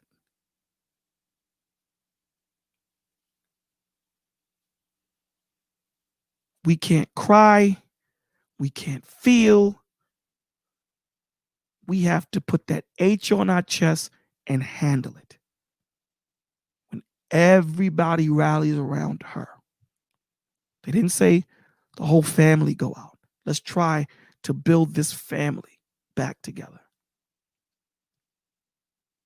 Dante say, why is that? Because this world is systematically attacking masculinity. Women are the only gender that can say I'm equal to you, and then when something happens, they revert back to saying, well, I'm just a woman. They're the only gender that can do that. Men can't. We stay men. So no matter what the situation is, I'm supposed to handle it. But with women, you can be equal to me, but when something else happens, well, I'm a woman. Who does that? When we're dealing with morals, you should be held accountable the same way I'm held accountable. It shouldn't change, but this is the world we live in. Teach your children the world we live in, not the world we want, not the world we think. Teach them truth. Wrap them around their Lord and Savior. Give them the education and the tools to navigate through this world. Because as children, they learn. Remember the cats. They were going to kill the cat because he didn't learn the building blocks that he should have learned with his siblings. It's the same thing with children and their parents. Cause you any more distress. I don't want to cause you any more distress. Because of this woman, the 4 lives are destroyed utterly. Doesn't mean that it can't be brought back. It won't be the way it should have been. But I don't want to bring you more distress. But wherever you were in your heart and mind as a woman, and whatever was going on for you when you carried her, when you gave birth to her, and I know you told me yesterday you didn't think she was going to make it, but she did. I mean, I was going off of what the doctor said. I know, Ma. I know. That's right, Truth. No doubt. All right, you listening? Basic instructions before leaving Earth. Bible, baby. Hey, Playful. No, but the energy for her was, my mother doesn't want me. I understand that. And she has been fighting for her life ever since. Literally fighting for her life ever since. And I think our greatest gift to her could be every time she gets angry or upset is to just look at her and say, give up the fight.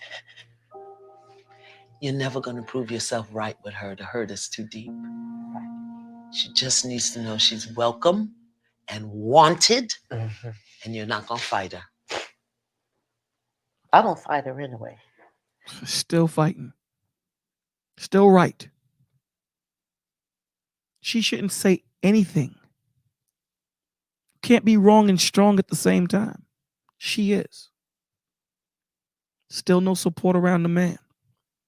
This is why men are committing suicide. This is why men are turning to drugs. This is why men are becoming alcoholics. This is why men are getting into gangs. This is why men are killing each other. Because there is no support.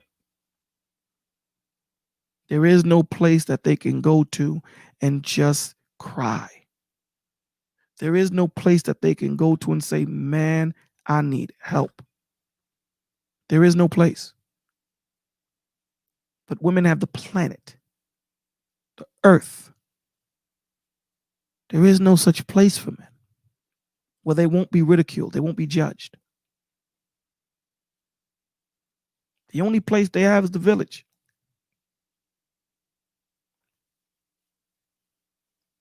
Other than that, they have no other place. Sometimes you can't afford therapy, can't afford to go to a therapist. You know, your medical won't cover it. This is what we're dealing with, guys. But are you welcoming her? Yeah. No, I mean, I hadn't been. She's a little scary, I have to tell you. Where's the father? I'm sorry. You know, she's a little scary. Now, I'm not scared of her, but she's a little scary. I know what you mean. You know, yeah. I'm really trying to control my Brooklyn. Because in the Brooklyn, the Bronx is coming down to help the Brooklyn. I was just getting ready to go there. She's a little scary, but that's because she's Shah says, I'm sorry for my brothers in the village who are suffering from issues like this. hurt. Yeah. No mom wants to see her baby hurt like that. Truth says we got to call it out. I believe y'all are going to need some ongoing help. And I'll pay for it. Nothing about the father. I'm invested at this point because I can't help you. Yeah. Wow. Do you feel up to going to dinner, or do you just need nothing to be about the father? This is killing me. I'll do what the girls want to do. What do you want to do? And it's okay if you just need to be present and sit and weep. That's okay. I'll send them to dinner with each other. I don't want to just sit and weep. No. Okay. No. I don't want to do that. Let me go see what Miss Whitney says. Sit right there. I'll be right back. No one's talking about the father. No one is checking on the father, right? Everybody want to go. Good. And they're gonna get the baby too. Amen. How's the Cheesecake Factory? Would that be good? I don't know nothing about it, but okay. It's fine with me. Tomorrow, I want you to be well rested. All right, here's this. Tomorrow, you got to talk to Mr. Monsell. Now she got to talk. See all the support that she was talking about, rallying around the moms. Now she's saying tomorrow you got to go talk to the pops. You got to go talk to the pops. She didn't say, you know what Ayanla should have said is, I'm going to pay for dinner for the father and the little girls to go out. That's what she should have said. Not for you. You did enough damage right now. You had a relationship with them at least. This man didn't. I'm going to send them out with him to dinner. I'm going to pay for therapy for them. That's what she should have did. Now, whether she did it or not, I don't know. But she should have said that on camera. Usually I just don't even like the mention of his name. It used to be. Didn't even like to mention. I didn't even want to. Heard her? I didn't even like to mention his name. And you're the damn liar. Hear his name. Yeah. Okay. You destroyed his life. It's okay. I gotta. Yeah. I mean this. You need it and your girls need it. You need it and your girls need it. He needs it. He's last. He should be first. They came from him.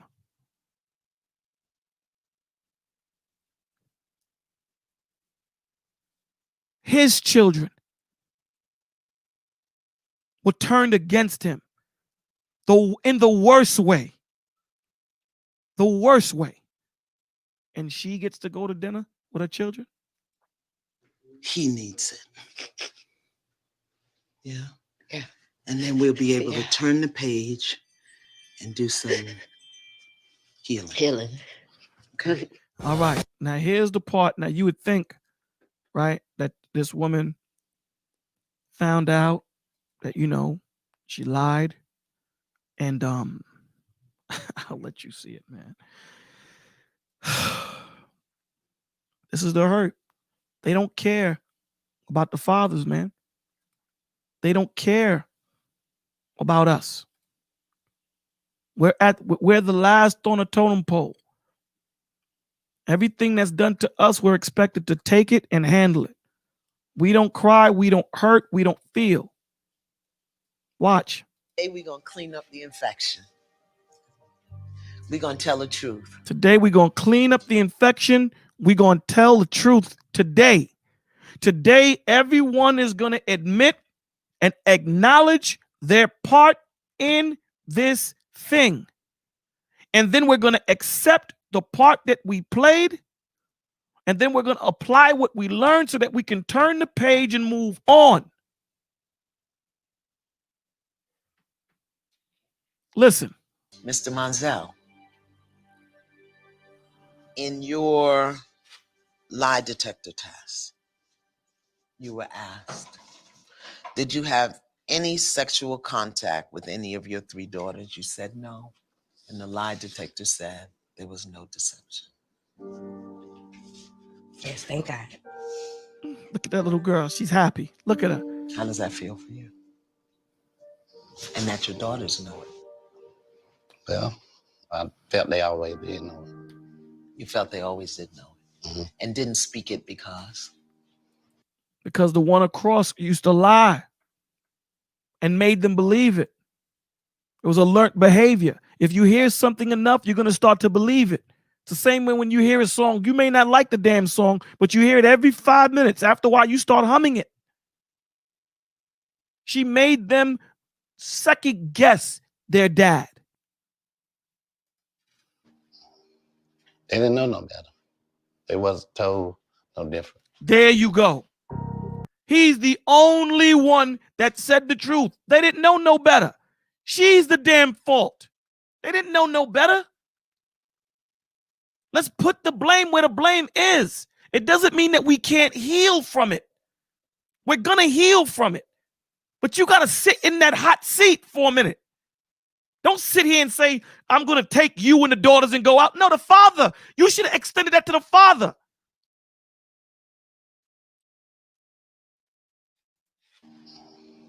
They didn't know no better. They was told no different. Look at her. Now remember, she cried the day before saying, it was my fault. I did that. And now I got to talk to the children's father. I used to hate to say his name, but there's so much lies that I created. I got to fix this. This is what she said the night before. And Ayanla said, get some rest because we're going to talk to my man tomorrow. Took a lie detector test and said, did you make up or exaggerate any stories with the intention to harm Monzel? Did you make up or exaggerate? These are special words for did your ass lie? That's what that means. Did you make up or did you exaggerate? Did you lie? See, when you say make up or exaggerate, you know you have feminine words and you have masculine words. Like when you say to someone, I'm going to make love to you. It's feminine. It's smooth. When you say, I'm going to F you, that's masculine. It's hard. Did you exaggerate? And did you lie? That's what should have been said. But because it's a woman, did you exaggerate? If that was a man, they would have said, did you lie? Because when she asked him, did you touch your children? Did you tell the truth or did you lie? You told the truth. Make up or exaggerate any stories with the intention to harm Monzel. She was with the intentions to hurt the father. With the intentions to destroy the father, to destroy the relationship between him and his children because he didn't care about you. He didn't want to be with you no more. So anything you do to yourself ain't going to bother. But you know what you're going to do? You know he loved those children. So I'm going to get you through the children. This is what you women are doing. Stop. Please. No. And the answer was deceptive. Watch. Then he asked you, did you say something to the effect of, I'm going to make sure you're never happy again? She responded, no. And the answer was deceptive. So let's know what she asked. What the lie detector guy said. Did you say something about, I'm going to make sure you're never happy again? And how are you going to make sure that I'm never happy again? By ruining my relationship with my children, with my child. That's how you're going to do it. Because there's nothing else you can do pertaining to you. Demonic. That's what that is. Diabolical. That's what those things are. Listen. No. And the answer was deceptive. So Miss Yvonne has acknowledged that her story about you touching your children in a sexual way was not true. Was a lie. Was not true. It was a lie. This is the point that I'm trying to make. You're not learning from your mistakes. When you switch it up because it's a woman. If it was a man, she would have said that it wasn't a lie. I mean, that it was a lie. But because it's a woman, it wasn't true. So what do you mean? She lied? That's what I would have said. So you telling me she lied?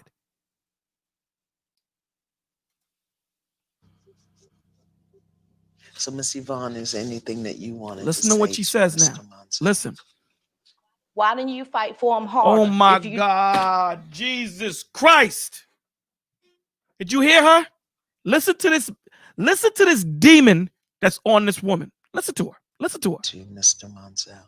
After knowing it was because of her that the relationship between her children and the children's father is destroyed, that these three women will never have a relationship normal with a man. You destroyed it. The plan was for you to apologize to this man. Listen to her response. Why didn't you fight for him harder if you knew you didn't do it? And why didn't you fight for them harder if you knew you didn't do it? Because in this damn world, you women get the goddamn power. That's why. That's why.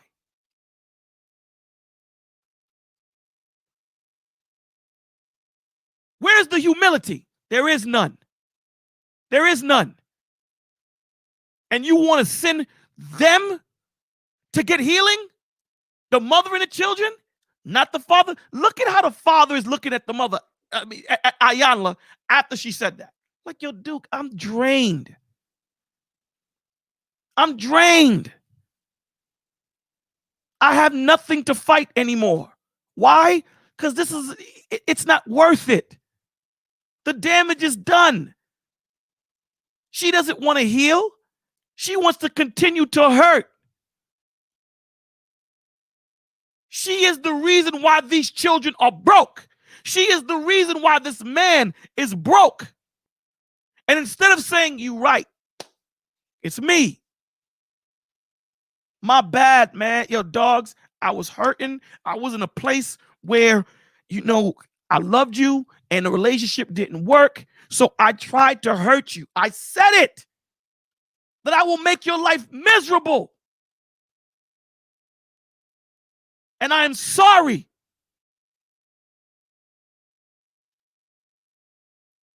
Forgive me, please.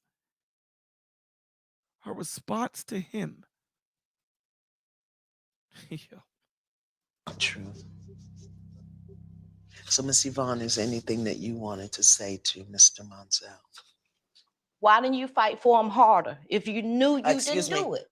And what is it? That's the devil right there. That he could have said that would have made you not. Now, is the response that I don't like, because if he had said that to her, if the roles were reversed, because I've seen her scream on men before. She would have screamed on him. You have to understand that we're not dealing with a human being here. Now, understand what I mean when I say this. We're dealing with a person that has evil spirits in her, man. And it's not just regulated to women. This happens to men too. But we're using this example today. That she is so angry, that spirit of anger, that spirit of hurt, that spirit of vengeance, that spirit of malice, that spirit of hate, all of that is in her. There is no love in her right now. So when you're dealing with this woman, you can't deal lovingly. You got to tell this demon that's in her, the demon of hate, anger, malice, strife, envy, vengeance. You got to exercise it out of her because it's heavy on her. It's not light. It's heavy. I believe the lie you were telling. Miss Yvonne, you told the lie. It was a lie, and you told it. And you got to own it. I'm sorry. I need you to say that you did not rape your girls. I need to hear it come out your mouth the way I've always heard it. Do you see the man can't even fight? Do you understand when you break somebody? Do you know what it takes to break a man? Think about that. Men will stand strong and take a lot of stuff, man. They'll take a lot. But when you grab the one thing that is innocent, that has nothing to do with what we had, when you're dealing with something that is supposed to be pure and beautiful, and you poison it, I have no fight no more. Why am I going to fight with you? Why? You have too much hate in you. And you can try and fake the funk and say that you're going to apologize. You're still a hateful woman. And what is the purpose of this village meeting today? Is to stop you women that have this spirit from going down that same rabbit hole that this woman went down. It's easier to see it when you're not in it. It's harder to see it when you're going through it, man. When you're angry and you're in that court and you're saying that he's a bad father, he molested the children, he did this, he did that, and you know damn sure he didn't do none of those things. This is why the Lord tells you, do not let the day or the sun fall or the sun set on your anger. Why? Because now you're giving something for the enemy to manipulate and make stronger. And now the thing you were upset about is no longer what you're upset about.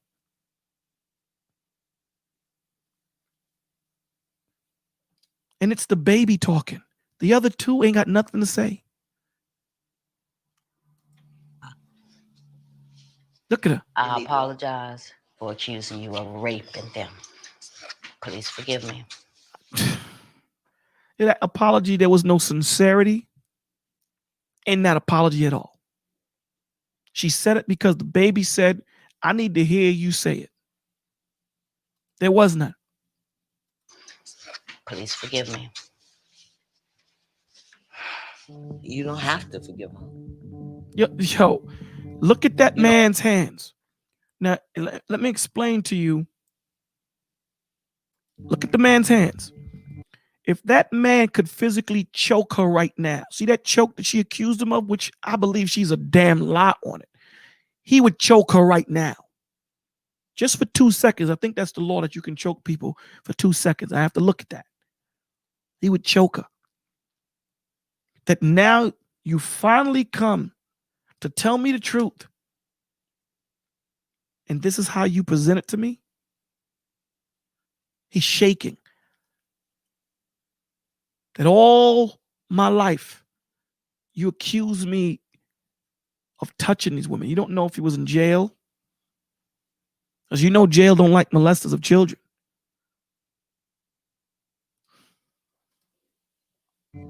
You don't have to. Look at her. Look at her. Do you know someone, and I'm going to show you how, you know, someone that's shamefaced, right? It's like, let me break it down to its lowest compound. When your dog takes a dump in the living room and it's no longer a puppy, and the dog knows it's not supposed to do it, it doesn't look you in the face. It'll look at you and then turn away. That's what shamefaced people do when they know that they're wrong. They don't look at you in your face with that pride like, yeah, man. Yeah, Sha, stone face. Look at her. Look at her. That woman right there, man, is consumed with hate, anger, vengeance, malice, strife. And I guarantee you, she gets on her knees and pray every night. Really. I cannot accept your apology. Look at the baby in the background. Look at the baby in the background. Because she knows that her mother's full of garbage. Because it's not sincere. It's not. Deep down, I know that you didn't believe that. You knew I had no sexual desires for my children. For 25 years, this thing 25 years has broken me.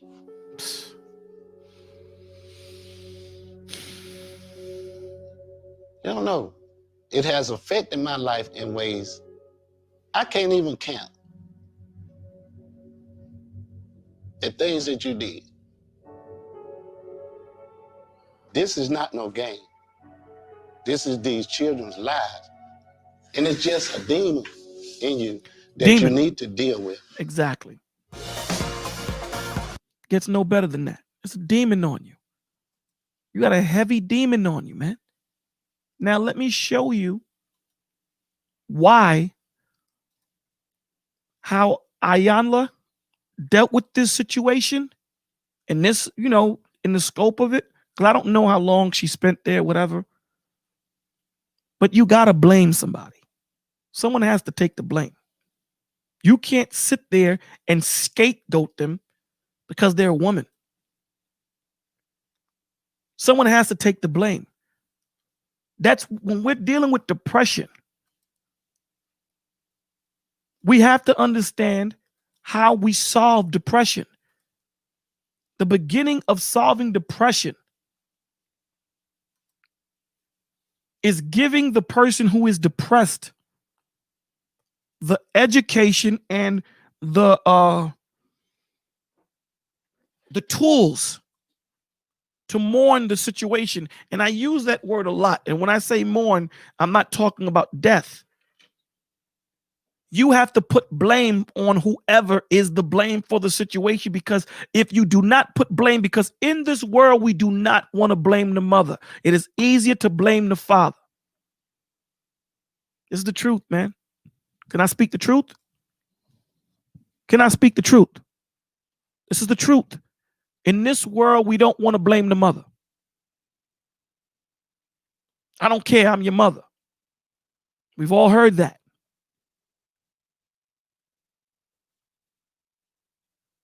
This is the problem. When we're dealing with depression, because they put the blame on the father, it doesn't solve the situation because you're putting a Band-Aid. Okay? And you don't understand that it's just the tip of the iceberg. The problem in this situation is the mother. So the mother needs to have the blame so that we're able to heal properly. Because if you think you're going to put a Band-Aid on it, it's going to come back to bite you.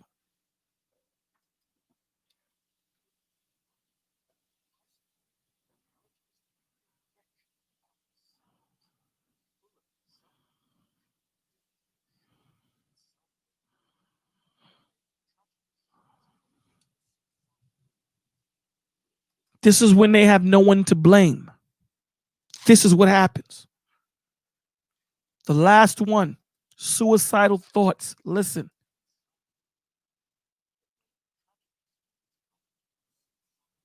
When they have no one to blame, when you put that woman on that pedestal and you refuse to say she's the reason why I am, that doesn't stop you from loving her. That just means she has a problem.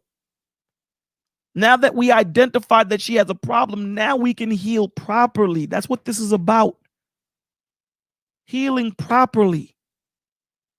Dealing with it correctly. Measuring twice and cutting once. That's what this is about.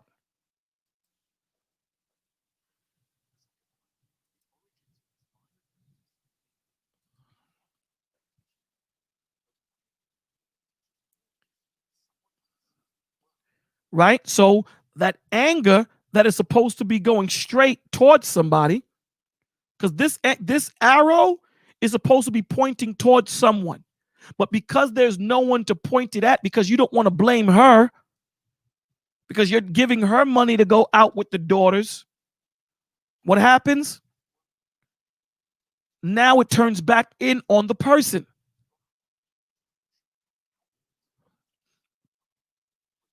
Listen.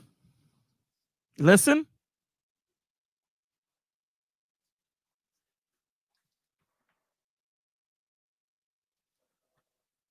All right, I'm gonna rewind that. That's some good stuff too, man. Yeah, I ain't hear it. Damn it. Do it again. Hold on.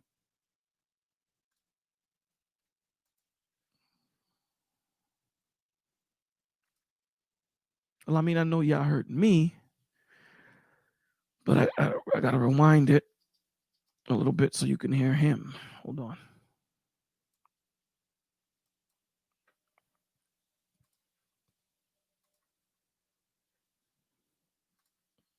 I bet you if we was cursing people out, you'd be able to hear it. Tell me if you guys can hear this, please. Their grief.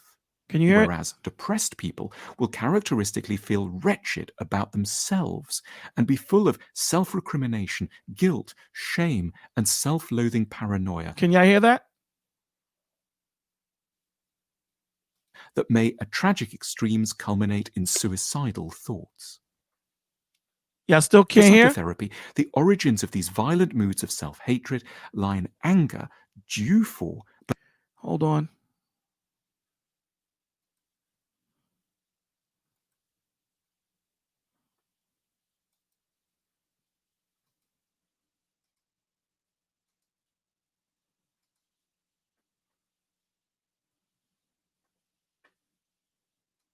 but unable to be directed Can y'all hear? towards someone else in the world, that has then turned against the sufferer. Wrathful feelings that should have gone outwards towards a partner who's relentlessly defensive. So listen to what he's saying, right? So at this point right now, those arrows that are pointing out, we're dealing with a depressed person. And what's happening is he's saying that the depression, it needs to go towards something, someone, some situation. It needs to put blame on something. But when you refuse to blame that person, that thing, or that situation, or whoever, it automatically turns back to you, because there's just so much that you can not blame someone before it implodes. Listen. Or denies one sex, or a parent who humiliated one in childhood. These feelings are instead driven back onto the sufferer and starts to attack them. The feeling, X has horribly let me down, turns into a very unpleasant, but in some ways more bearable, I'm an unworthy and unbearable wretch. One becomes self-hating as a defense against the risks of hating someone else. See what happens? You become self-hating of yourself in the risk of not hating that person. So instead of you saying that that person was a bad person, because you don't put that blame on them, it automatically turns back on you and say that I'm a bad person. Because you don't want to put the blame on that person. That doesn't mean you hate them. That doesn't mean that, you know, there's no redemption in it for them. You got to give them the blame. You got to give them the account, the acknowledgement that they deserved. It was because of you that this happened. Because of you, not because of me, because of you. It's because of you why I see men this way.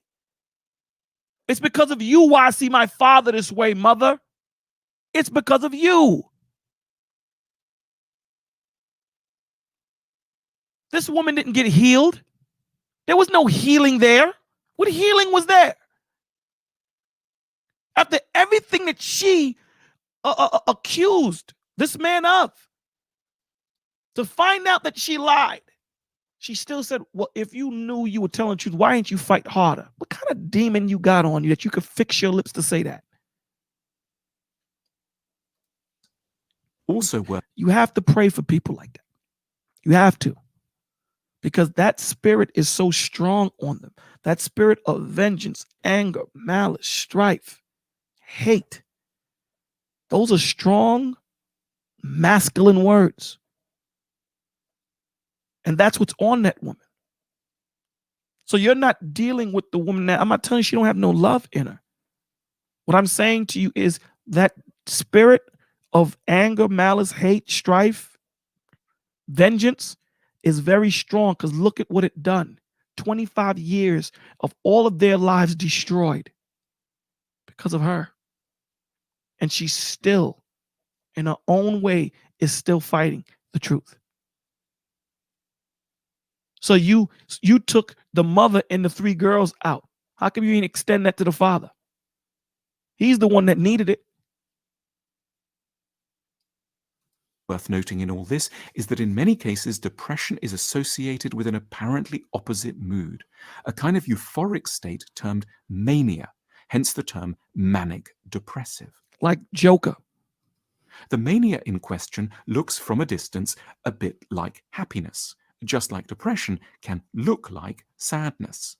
But in one area in particular, the relationship between mania and happiness is identical to that between depression and sadness. The common element is a disavowed self-knowledge. In mania, one is euphoric, but cannot go into one's own deep mind and discover its bitter truths, which explains one of the leading characteristics of manic people, their habit of being in flight from themselves, talking too much about nothing. And understand why all of this is being done. This is your brain trying to protect you. It's trying to protect you from yourself. So it makes you go through all these different thought processes, all these different feelings. You have to take control of yourself. It's like when your computer tries to go into safe mode. Sometimes you need to stop that from happening so that you can go into the BIOS of the computer so that you can sit there and correct the problem that's wrong. The computer doesn't know. It's the same thing with your mind. You're driving the vehicle. It's you. You can't just let your mind run autonomously. You have to take control of it. Don't be afraid to say it's because of you that we're in this situation. That doesn't mean we can't get out of it. But for so long, I've been holding this anger, and I didn't want to blame you, but it's because of your ass that we locked up today.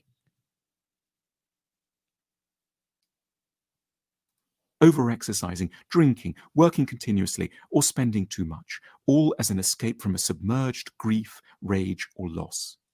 It is from this kind of diagnosis that a suggested cure emerges. What people in depression need above all is a listen to the importance. Listen to what he's saying. People in depression need. Listen. This is the most important. People in depression need above all is a chance to arrive at insight. Insight. A chance to come to insight. A chance to come to a conclusion. What's that chance? To realize that this is the reason why you're here. You've been running away from it too long, and look what it's done to you. You've been dreading going into that corner and cleaning it. Look how dirty it is now. Look how it has affected the rest of your life by you not cleaning that one corner. That's the insight. We got to go clean that corner. But now that there's so much stuff to get to that corner, we got to go through all this other stuff. For this, they will tend to need a hugely supportive and patient listener. They may also, used appropriately, benefit from So people, you need to start being patient, and it's not easy. I work on it too. You need to be patient and listen. Please. If you need counseling, if you need to be listened to, you just want to come and talk, the link is here. Or you could call us at Bolo TV at 347-394-5954. Leave a message. We will get back to you. Or when we open up the lines on Testimony Fridays, you can call in. Or if you want some counseling, you can email bolotv16@gmail.com, please. Temporary use of medication to lift their mood just enough so that they can endure a conversation. But the assumption isn't that brain chemistry is where the problem either begins or ends. The despair is caused by an undigested, unknown, and unresolved trauma. Also, far from needing to be taken. That's the problem. By undiagnosed trauma. You don't want to acknowledge that that's the reason. See, that little girl can now start to heal because she see that her mother is the cause of all of this strife and envy and malice and madness that's going on in the home. Now she has clarity. Remember when she said, I want to know. I'm not team mom, team dad. I want to know what's going on before I make that decision. Now she got it. Now the healing can start for her. Trauma. Also, far from needing to be taken through reasons to trust that life is beautiful, depressives must be allowed to feel and to remember specific damage, and to be granted a fundamental sense of the legitimacy of their specific you hear that? damage. Listen to what they listen to what he's saying. Depressives must be allowed to depressive people that have depression have to feel that anger. They have to feel that sadness, to get it out of them, to release it, to let it go into the atmosphere. Feel and to remember specific damage, and to be granted a fundamental sense of the legitimacy of their emotions. They need to be allowed to be angry and for the anger to settle on the right, awkward targets. Exact. Awkward the goal targets, in right? treating depression. It needs to land on the right awkward targets. And so often the mother is not the target, even though she should be in most situations. When we're dealing with situations like this, the children don't want to blame the mother, even though the mother is the reason. They blame the father. Now, if the father is to blame the father. But specifically, there's way too many situations where women turn the children or use the children as weapons against the father. Now, we can sit here and try and lie and say that this doesn't happen, but we know it does. Let's deal with truth. This is the village. We're here to tell the truth. We're not here to lie to each other. We're here to help each other.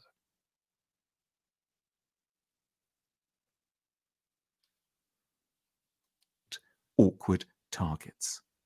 The goal in treating depression is to move a sufferer from feeling limitlessly despairing to mourning the loss of something in particular, the last 20 years, a marriage, a hope one would be loved by one's father, a career.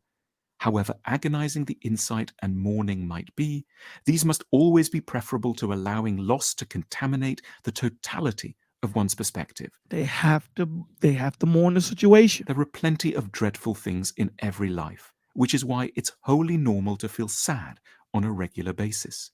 But there are also always a sufficient number of things that remain beautiful and hopeful, so long as one's been allowed to understand and know one's pain and anger.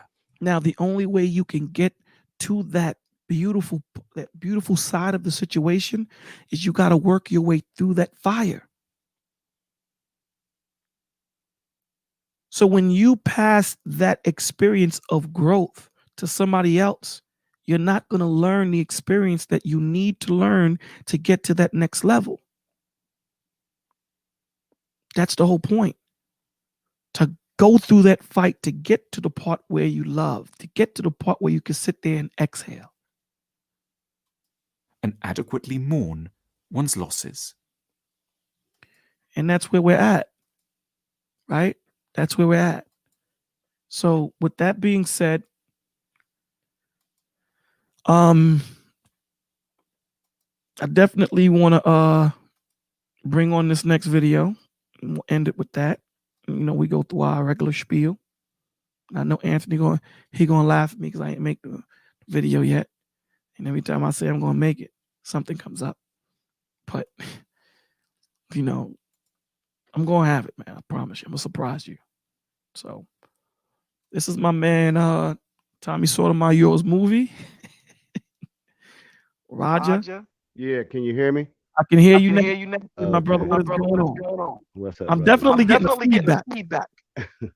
Can you hear the feedback? No. I mean, I got everything quiet in the house right now. Okay, so what's going on? Talk to me. Oh no, I mean, I just saw your topic for the night, and I grew up in a situation like this where it was warfare in my house, and it was always you got to choose one side or the other. And you know, my mom's passed away now, but My you know, we went through a condolences. lot. Me and my sisters. Can you hear me?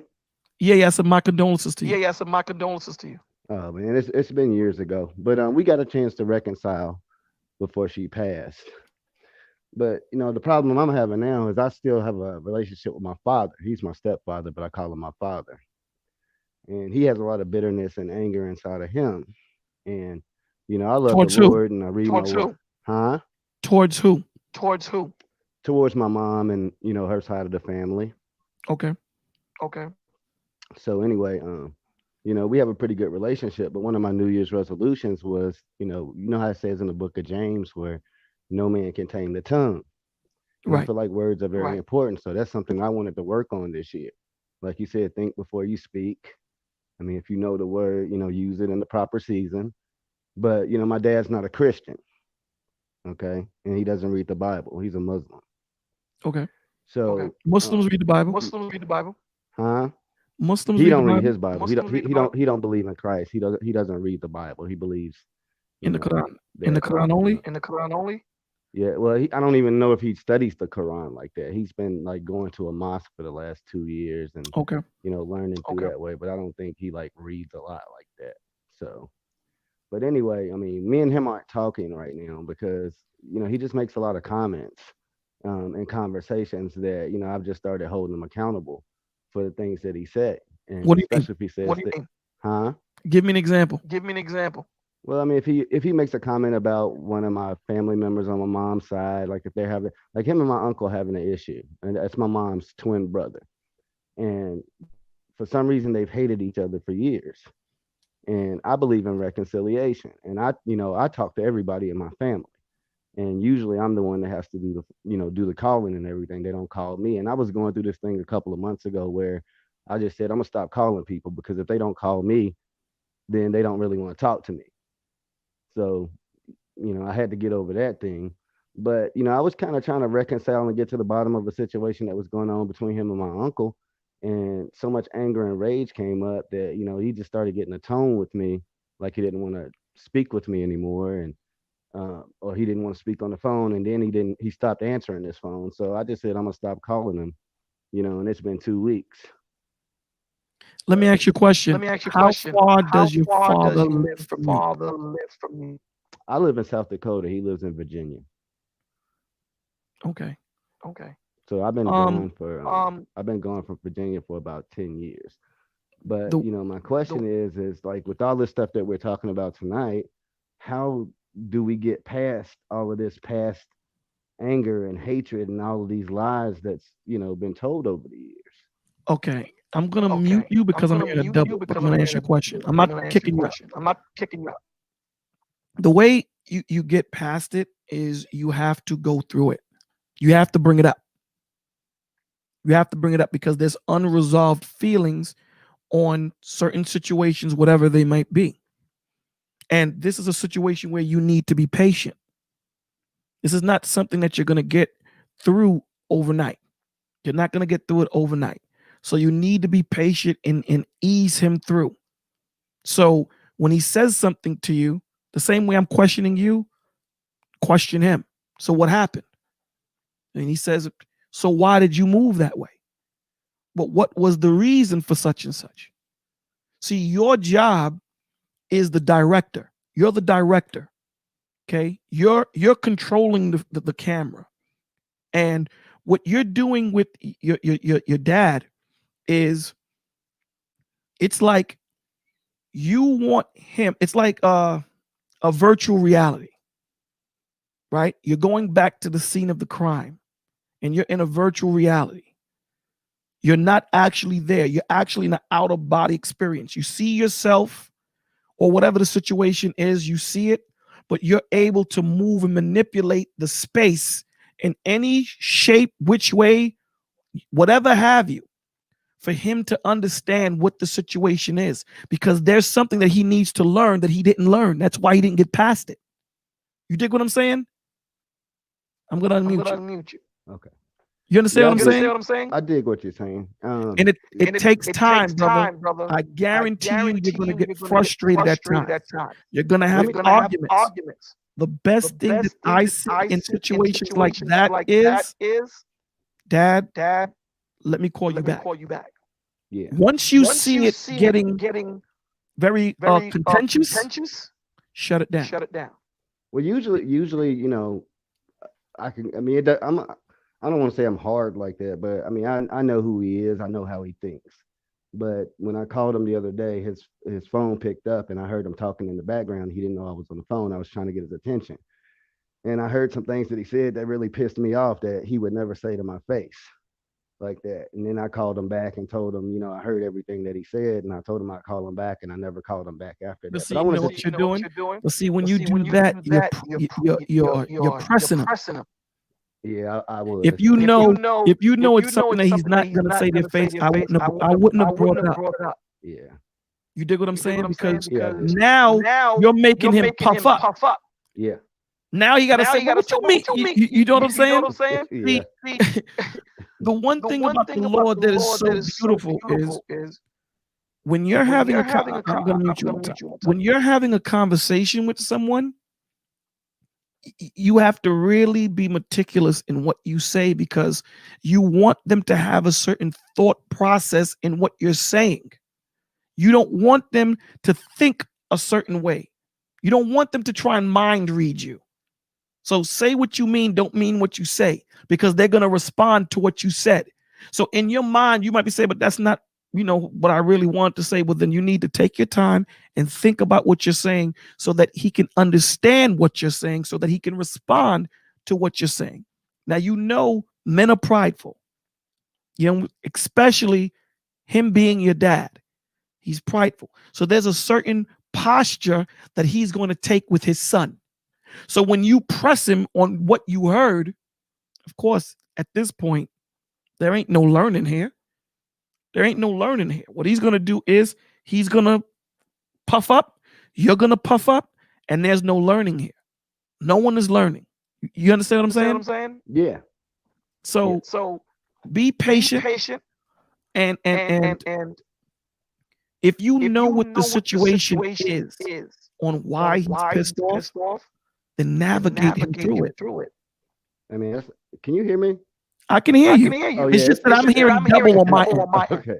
It's a lot of stuff that he's probably pissed off about. I mean, I want to talk to you more off of the podcast later on. All right. I'm gonna tell you, you know, just this video that you were showing tonight, for example. Yes. You know, I emailed you. I'm 47 years old now, right? But when we were growing up, we grew up in the 80s. So when I was about 16, me and my mom had got into it real bad. You know, this is when I left the home. And, you know, my dad told me a lot of negative stuff about my mom growing up from an early age, but we were going through it too. But one day my mother asked me, you know, with tears in her eyes, like, this lady that we're watching, why do you hate me so much? That's what she said to who? She said that to you? She said that to me. Right. She said, why do y'all hate me so much? Talking about your mother. Yeah. And what was your response? I told her everything. I told her everything that my dad had ever told me. I told her everything that I had experienced with her. And what did she say? Well, she was just like shocked.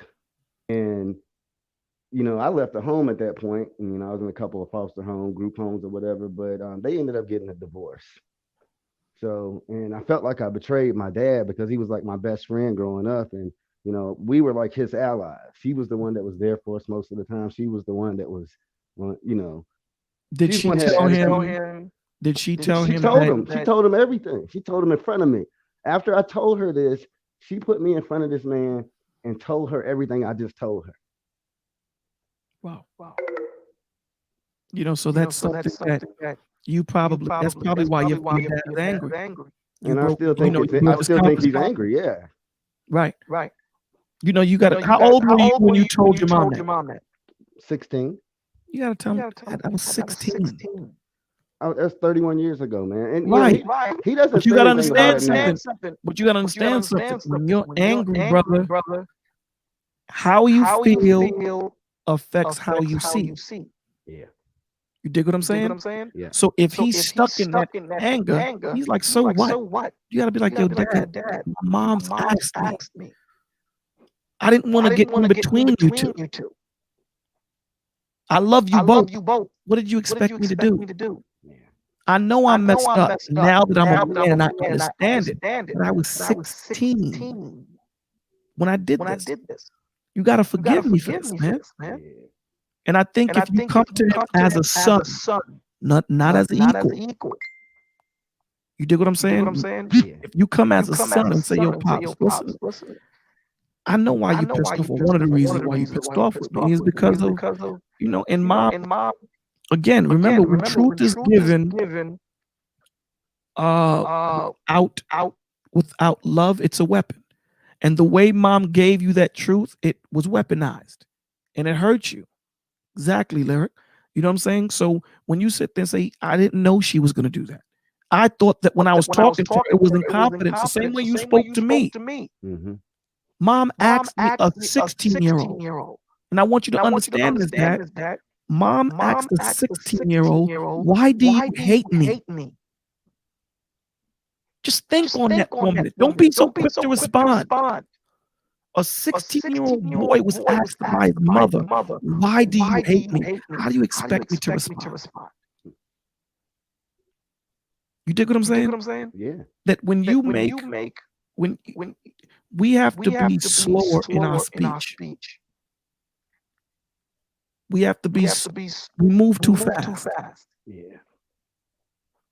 Lyric says she did, and the father is still angry, and now he has to deal with the process of her death. Yeah. You know what I'm saying? That all those words that they said behind her, she knows. Now she's gone. He can't reconcile. My baby, I'm sorry. Bolo, when she was on her deathbed, this is what's crazy because I have two younger sisters. I'm the oldest. I got 2 half brothers and 2 half sisters. Right. And you know, my biological father, he was never really involved, but that's who my brothers are with. But when we were in, she passed really quickly because they said she had cancer, and I was in school at the time. And 3 weeks later, when I went to see her, she looked like a skeleton. Okay. Wow. I mean, she was on morphine, and you know, she was hallucinating. And I remember that me and my sister, the one that's 2.5 years younger than me, because I have one that's 8 years younger than me and my older sister, we were fighting in the room because my sister was just emotional and upset. She's just like my mom, by the way, the one next to me. So I deal with a lot of the stuff I dealt with my mom with her attitude, her anger, you know, she just is crazy. But one of the last things my mother said was, y'all need to stop fighting each other. And she was talking to the whole family, and I was a preacher at the time, so I actually did her eulogy. So when I stood up in front of everybody, I told them what she said. So I think that's what drives me today when I see conflict, or you know, I think things should be better. You know, we come to shows like this and we know what to do, but when you try to enact these things, it don't work out the same way. But see, we have to understand that the strength is not in us. The strength is in Christ. You dig what I'm saying? The strength is not in us. It's in Christ. So a lot of the times we take it personal. And we were having this conversation, Anthony and I, that our job is to drop the knowledge and keep it pushing. That's our job. But we're human. This is family. You dig what I'm saying? So you take it personal because you want to see everybody get along cohesively. We have to start letting go and let God. Yeah. You know what I'm saying? When the Lord tells you one man planted, another man watered, but it's God that giveth the increase, we have to really take that into consideration. That no matter how much we try to water and we try to plant, if God don't want to give the increase, it ain't going to increase. So we have to let Him do His part, and we have to be patient. That's another thing. We have to be patient. We have to be understanding, loving, and it's not easy. Well, you don't want nobody to. I mean, when we read the word, we read a lot about people who are obedient and accept the Lord, and we read about people who don't. Right. And it's dire for people who don't. Right. And that's the problem. That's what I'm trusting God for. That God will reveal Himself to my father and my other family members that have this problem with it. But that's my main concern. I think that when you start, listen, when the light shines in you, and you emanate, if I'm using the word right, that light, that aura, they're gonna start to see it. They're gonna start to see it. And I think that if you, when you speak, refer to your mom more, I think that will carry weight too. Before mom passed, she wanted us to get along. Because when people are about to move on, they gain clarity. There's nothing else. You accepted that you're moving on, right? So all the things that are important to you hang on to those two things. You don't hang on to all eight. You hang on to those two things. When you know that you have one last breath, you're going to make that count. Love each other. And what did Christ say about love each other, right? He said, what did He say about the two laws when they said, what about all the laws? Christ said, love your God. And secondly, love your brother like you would want someone to love you. Period. Hang all the law and all the prophets on those two. It's not easy, but I think if you speak your mother more to your father, I think your transition with him will be a lot smoother. You know what I'm saying? Yep. But holla at me on the other end, baby. I will, bro. We got a lot to talk about. But I'll talk No to you later. doubt. All right, brother man. All right, so now we're gonna go into my man, Mr. Here we go. Miss Lyric, what it be? Hi. Hey. Oh, dang it. I wanted to catch him before he hung up. I know Well, I'm sure he's still listening. I know his echo was really bad, but when you Yeah, told y'all could hear it? Yes, we could hear it. The echo was bad, but when you told him to, bring up his mother, I wanted to, and I didn't want to write it in the chat because I didn't want it to come out wrong. I wanted to say, refer to her in a positive, not light, not, positive in being like, oh, she was great, she was this, she was that, because I think the one thing that a lot of family will do is when someone passes, then the person is always good. But it's okay to bring out her positives, and it's also okay to bring out her negatives and try to gain an understanding of those negatives and move past them, because whatever spirit she had on her, he said that she passed those down to her daughter. And then they're just growing in her daughter, because now her daughter is dealing with everything her mother took her through, coupled with her death, coupled with trying to get through life without her mother now, because even though she's grown, she doesn't have that confidant, that comforter in a mother, because her mother is not here. Yes, she can find it in someone else, but you understand what I'm saying. Definitely. So I think that he said he hears you. He's in the chat. He said he hears you. Oh, okay. Hi. So he needs to speak with his father when his father is ready, because we know that when the older in age we get, we kind of get settled in our ways, because I'm thinking that his father, has to deal with not only anger when she was here on earth, but now he's angry that she passed away and he didn't get that full closure. Because when you're mad at someone and then they get sick and then they die, you just have this gap, because you like, now I can't push my anger to you. I can't run into you and see you from time to time and let you know I'm still mad at you. Like we're still in an argument. Now he's in that argument with himself. So he has to deal with all those pains. So the only thing that he can do now is project it on his son, unfortunately. And so it's just going to take a lot, like you told him, it's going to take a lot of prayer, and it's going to take a lot of patience, and it's going to take a lot of him, biting his tongue at times, and at other times saying, no, Dad, that is not what I mean. That is not what I'm saying. This is not the fight that we need to be in right now. This is not the conversation that we need to be having. And that's going to be hard. She's 100% correct.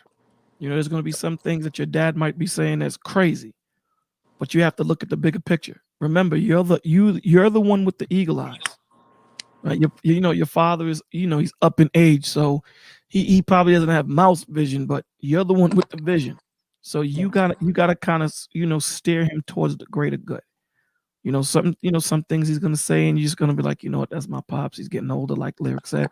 They're just set in their ways. I'm just gonna keep it pushing, and and like she said, yeah, talk about your mom. But see, the reason why I said to you to bring up your mom and say, listen, Dad, Mom just wanted us to get along.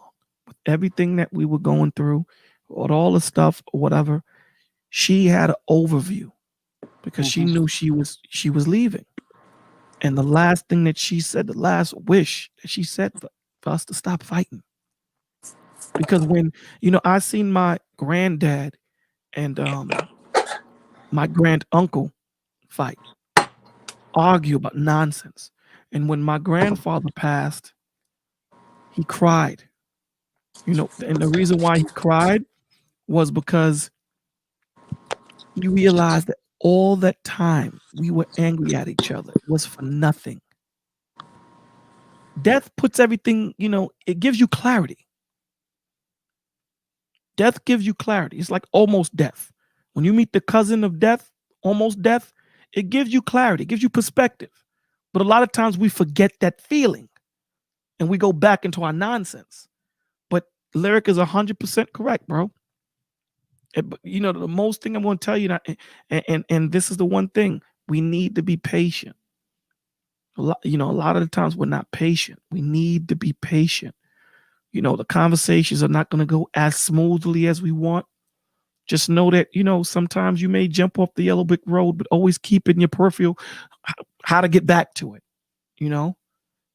Anything else you want to add to that, Lyric?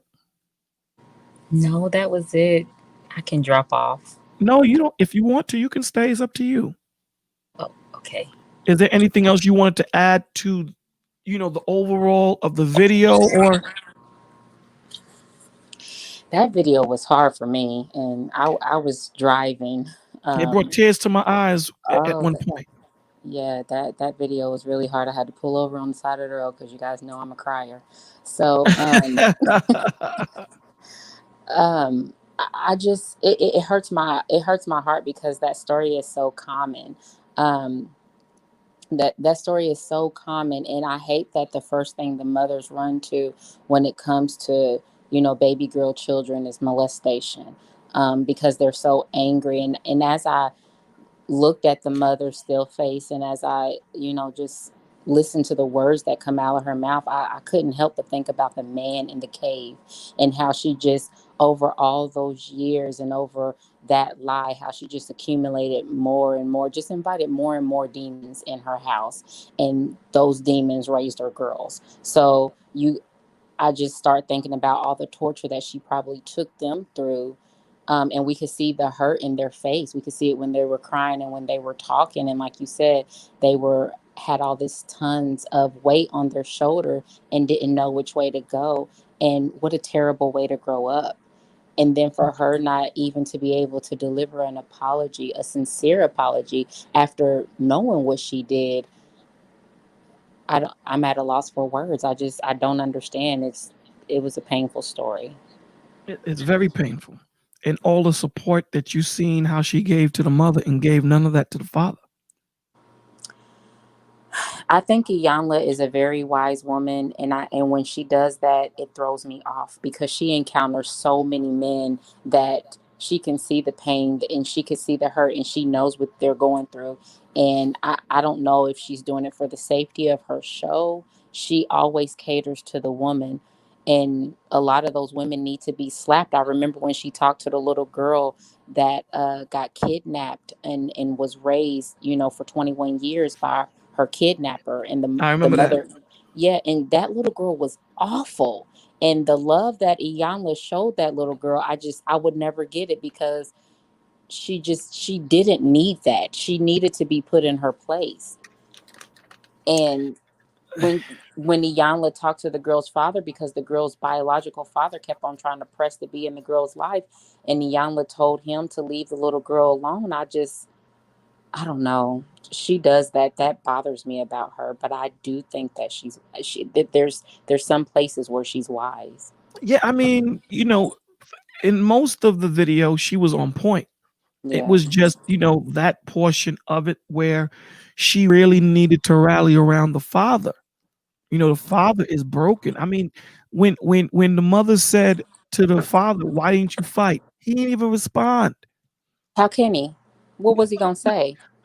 I mean, listen, you can respond in anger, you can respond and say "F you, B." You can say anything. He If he didn't would have have the responded in anger, we would have been watching a murder. We would have been watching an maybe. episode of Snap. Yeah, but what I'm saying is he didn't even have the strength. Exactly.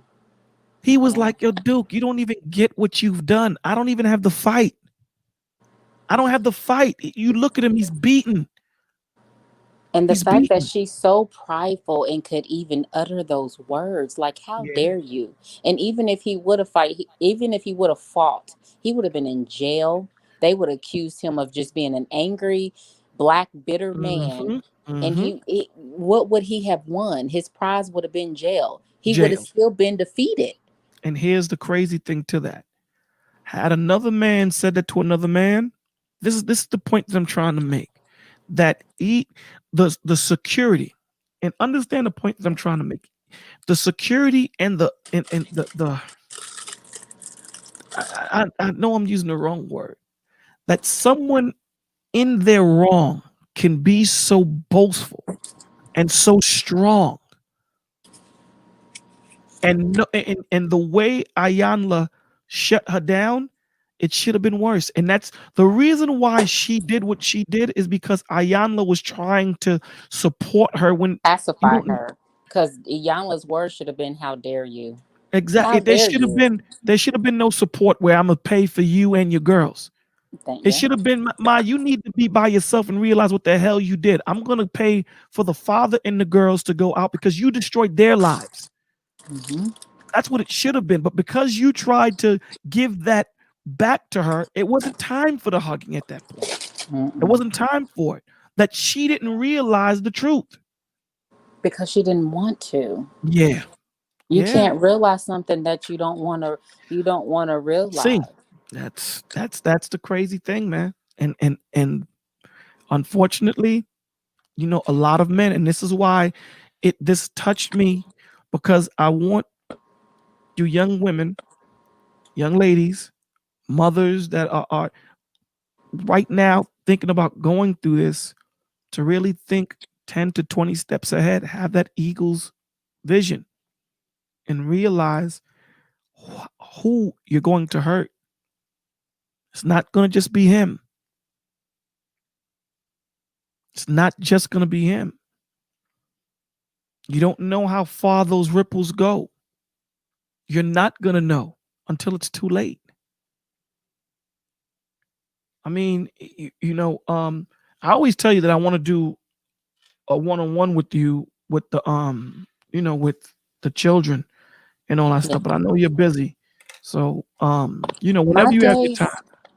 my free days are Tuesday, and I won't say free days. I would say my days where you would air your show and be able to go live like at 8 or 9, and Right. I would be present. Right. Or Tuesday and Friday, which I don't want to interrupt Friday because I know Friday is your. All right, so Um, maybe we'll do maybe because usually we rock out for 7.5 hours, 10 hours, 30 hours on Okay. Friday. So maybe we'll do like maybe the first hour if you have the time. Maybe the first hour, hour and a half. It'll be just, you know, you breaking down what we should be looking at, what we should be looking for when it comes to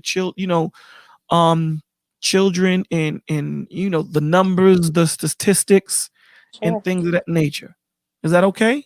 That's absolutely okay. But we'll talk behind the scenes anyway to get the Okay. breakdown or whatever. But it's 12 o'clock, 12:05. Guys, we're gonna go through this prayer. If there's anyone that would like me, you know, to put, you know, to pray for us to pray for someone in the chat or someone in their family, please put their names in the chat, and we will do that.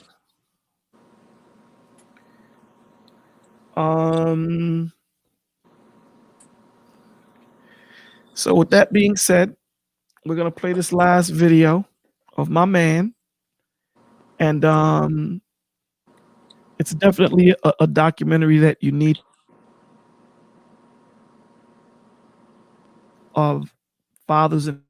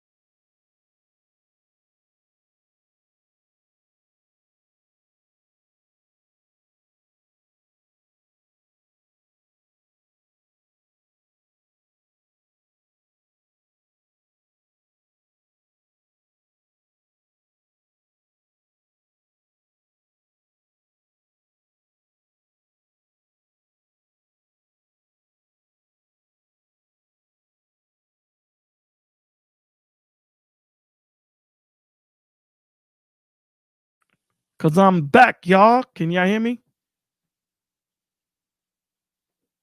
Can y'all hear me? We got lost for something happened with StreamYards. Can y'all hear me? Lyric, yeah, hit the link. Something happened. I don't know, but something happened. If you can hear me, can you guys hear me? Press 1 if you can hear me, please. Press 1 if you can hear me. Press 1 if you can hear me. If you can hear me, please press 1.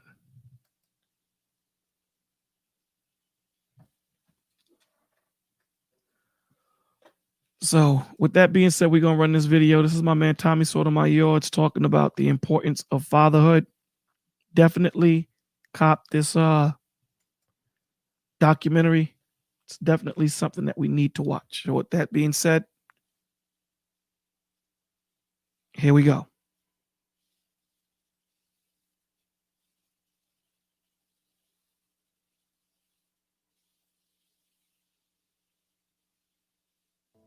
Children from fatherless homes in this country, 5 times more likely to commit suicide than children who have a father in the home. 32 times more likely to run away.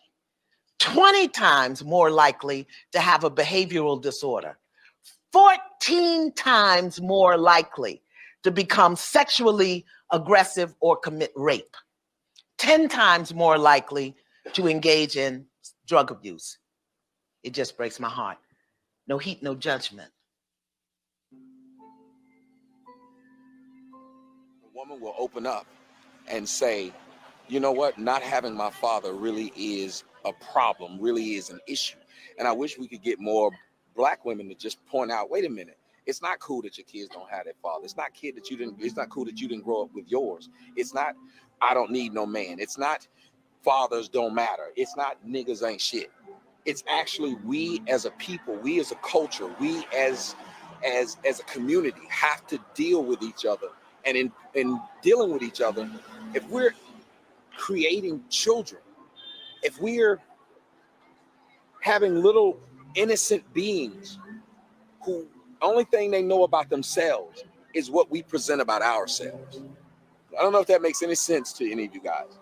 If you are a Jew and you know that you must be a doctor, a lawyer, something like that, that matters. Your goal is higher. What you want to be in life is exalted.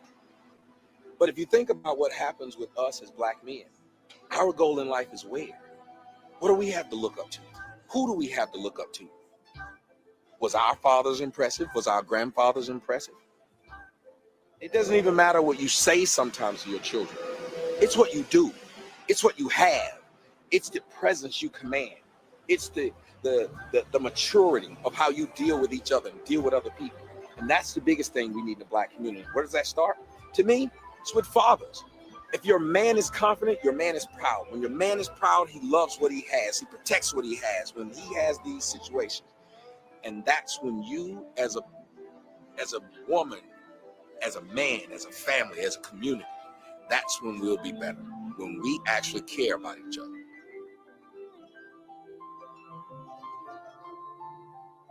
It starts with fathers. It starts with the relationship and the children.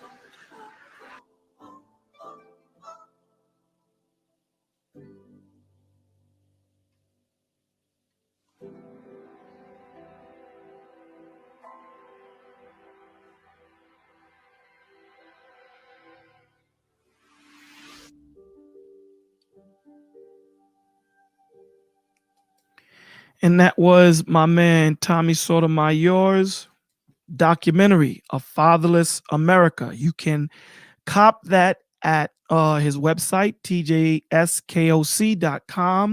or amazon.com or afatherlessamerica.com. So with that being said, we're going to send up this prayer right now. Today we are going to read Psalms 91. This is my man Coach's favorite. It says, "He who dwells in the shelter of Elyon will abide in the shadow of Shaddai. I will say of Adonai, he is my refuge and my fortress, my God, in whom I trust.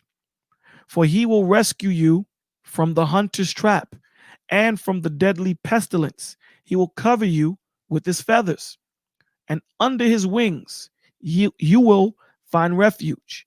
His faithfulness, his body armor and shield.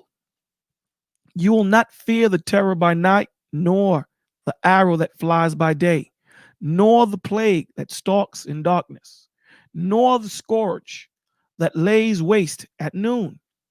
1,000 may fall at your side, and 10,000 at your right hand, but it will not come near you. You will only look on with your eyes and see the wicked paid back.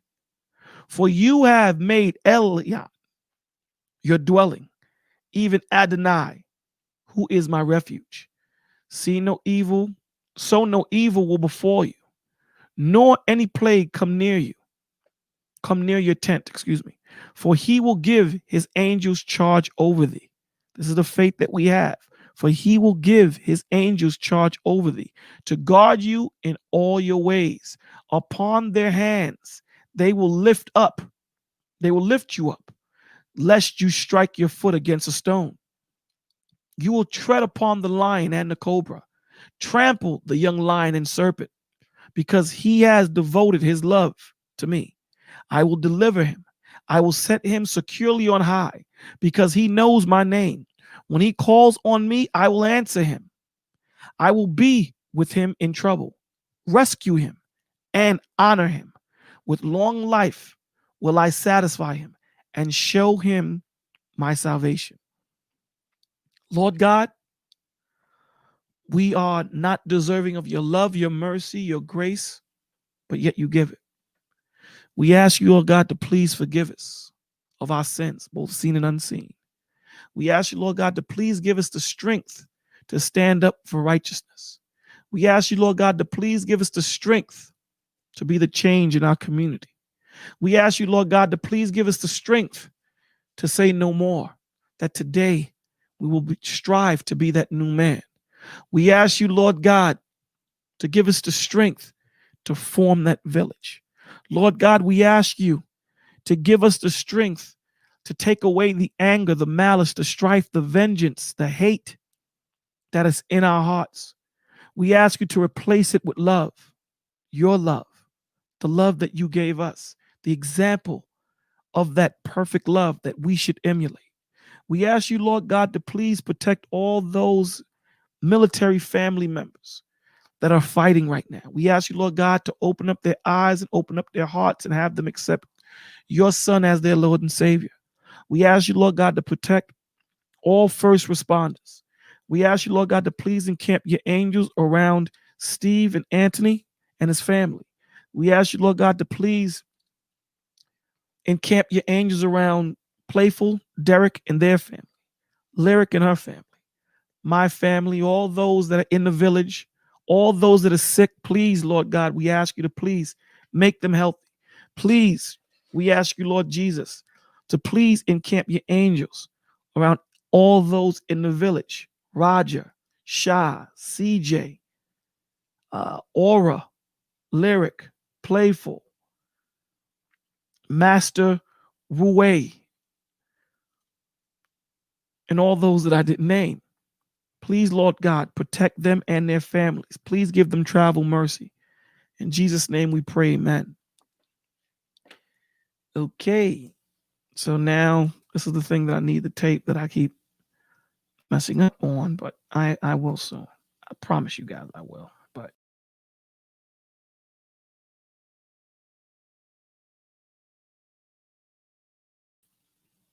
this is what we're going to do. So let me get this music.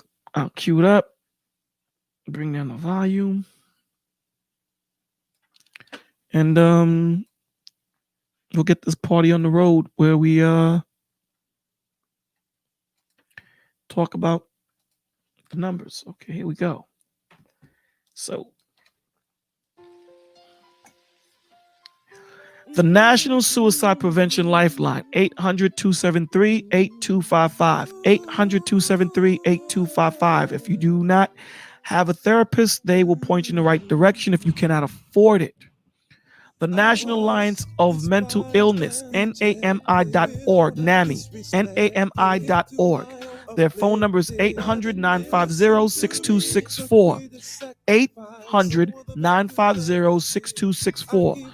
Or if you're in a crisis, you can text NAMI to 741-741. Big Brothers and Big Sisters of America.org. For those young men and young women that need mentorship, Big Brothers and Big Sisters of America.org. Tuesday's Children, they deal exclusively with military families. We also have the Substance Abuse and Mental Health Services Administration. Their national hotline number is 800-662-4357. 800-662-4357. Is a free, confidential, 24 hours, 7 days a week, 365 days a year treatment, referral, and families' mental and or substance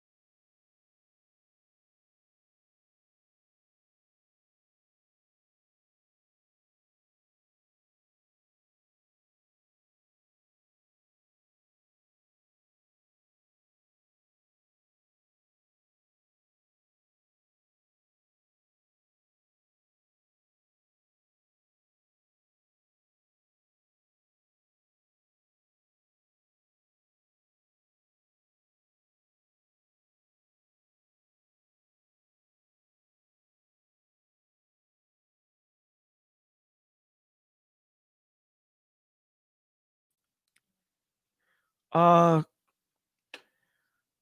know, the all right, we're gonna try it again. Can you hear it? Can you hear me? Hold on. They're gonna make me do this thing again. I tell you, man, the devil's alive today, boy. He is alive today. Hold on. I'm gonna have to do this whole thing over. It would have made sense if I'd have damn taped it like my man Anthony always says to do. Hold on.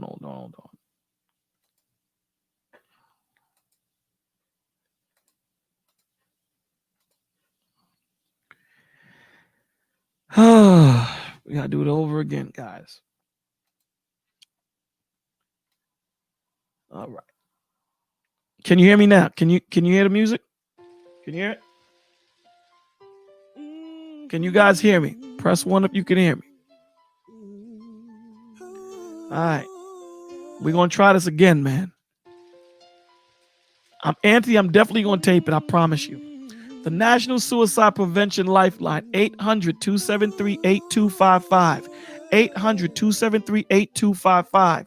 The National Alliance on Mental Illness, NAMI.org, NAMI, 800-950-6264. Or if you're in a crisis, you can text NAMI to 741-741. Big brothers and big sisters of America.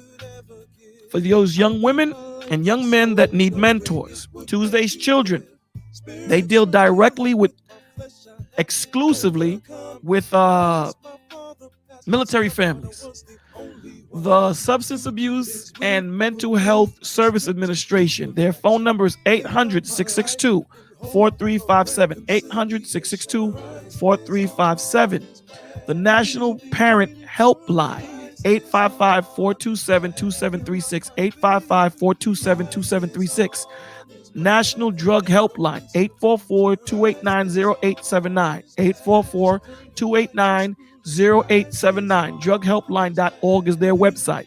The National Association for Children of Alcoholics, 888-554-2627. 888-554-2627. The National Domestic Violence Hotline for men and women. Men, do not be ashamed. 800-799-7233. 800-799-7233. Their website is thehotline.org. National Child Abuse Hotline, 800-422-4453. 800-422-4453. Their website is childhelp.org. Or you can text HELP to 800-422-4453. 800-422-4453. The National Human Trafficking Resource Center hotline is 888-373-7888. 888-373-7888. Thank you guys for being here. Thank you guys for allowing me to come into your homes. Thank you for participating. I love you guys. Please love yourselves and love each other. If you need help, please email me. If you need counseling, if you need to talk, email me, bolotv16@gmail.com. bolotv16@gmail.com. Or you can call and leave a message, 347-394-5954. Please like, subscribe, share, comment. Please let people know that there's a place where they can come to and talk and gain support and know that they're going to be loved, know that they're going to be helped. They're going to be told the truth, but it's going to be done in love. Okay, no condemnation here. Okay, we don't judge you on the fact of what you are, who you are, or what your illness is. Whatever your situation is, we're here to help. Okay, so definitely thank you guys. Love you. Good night. Roger, email me. Love yourselves. Love each other, man. Thank you. Good night.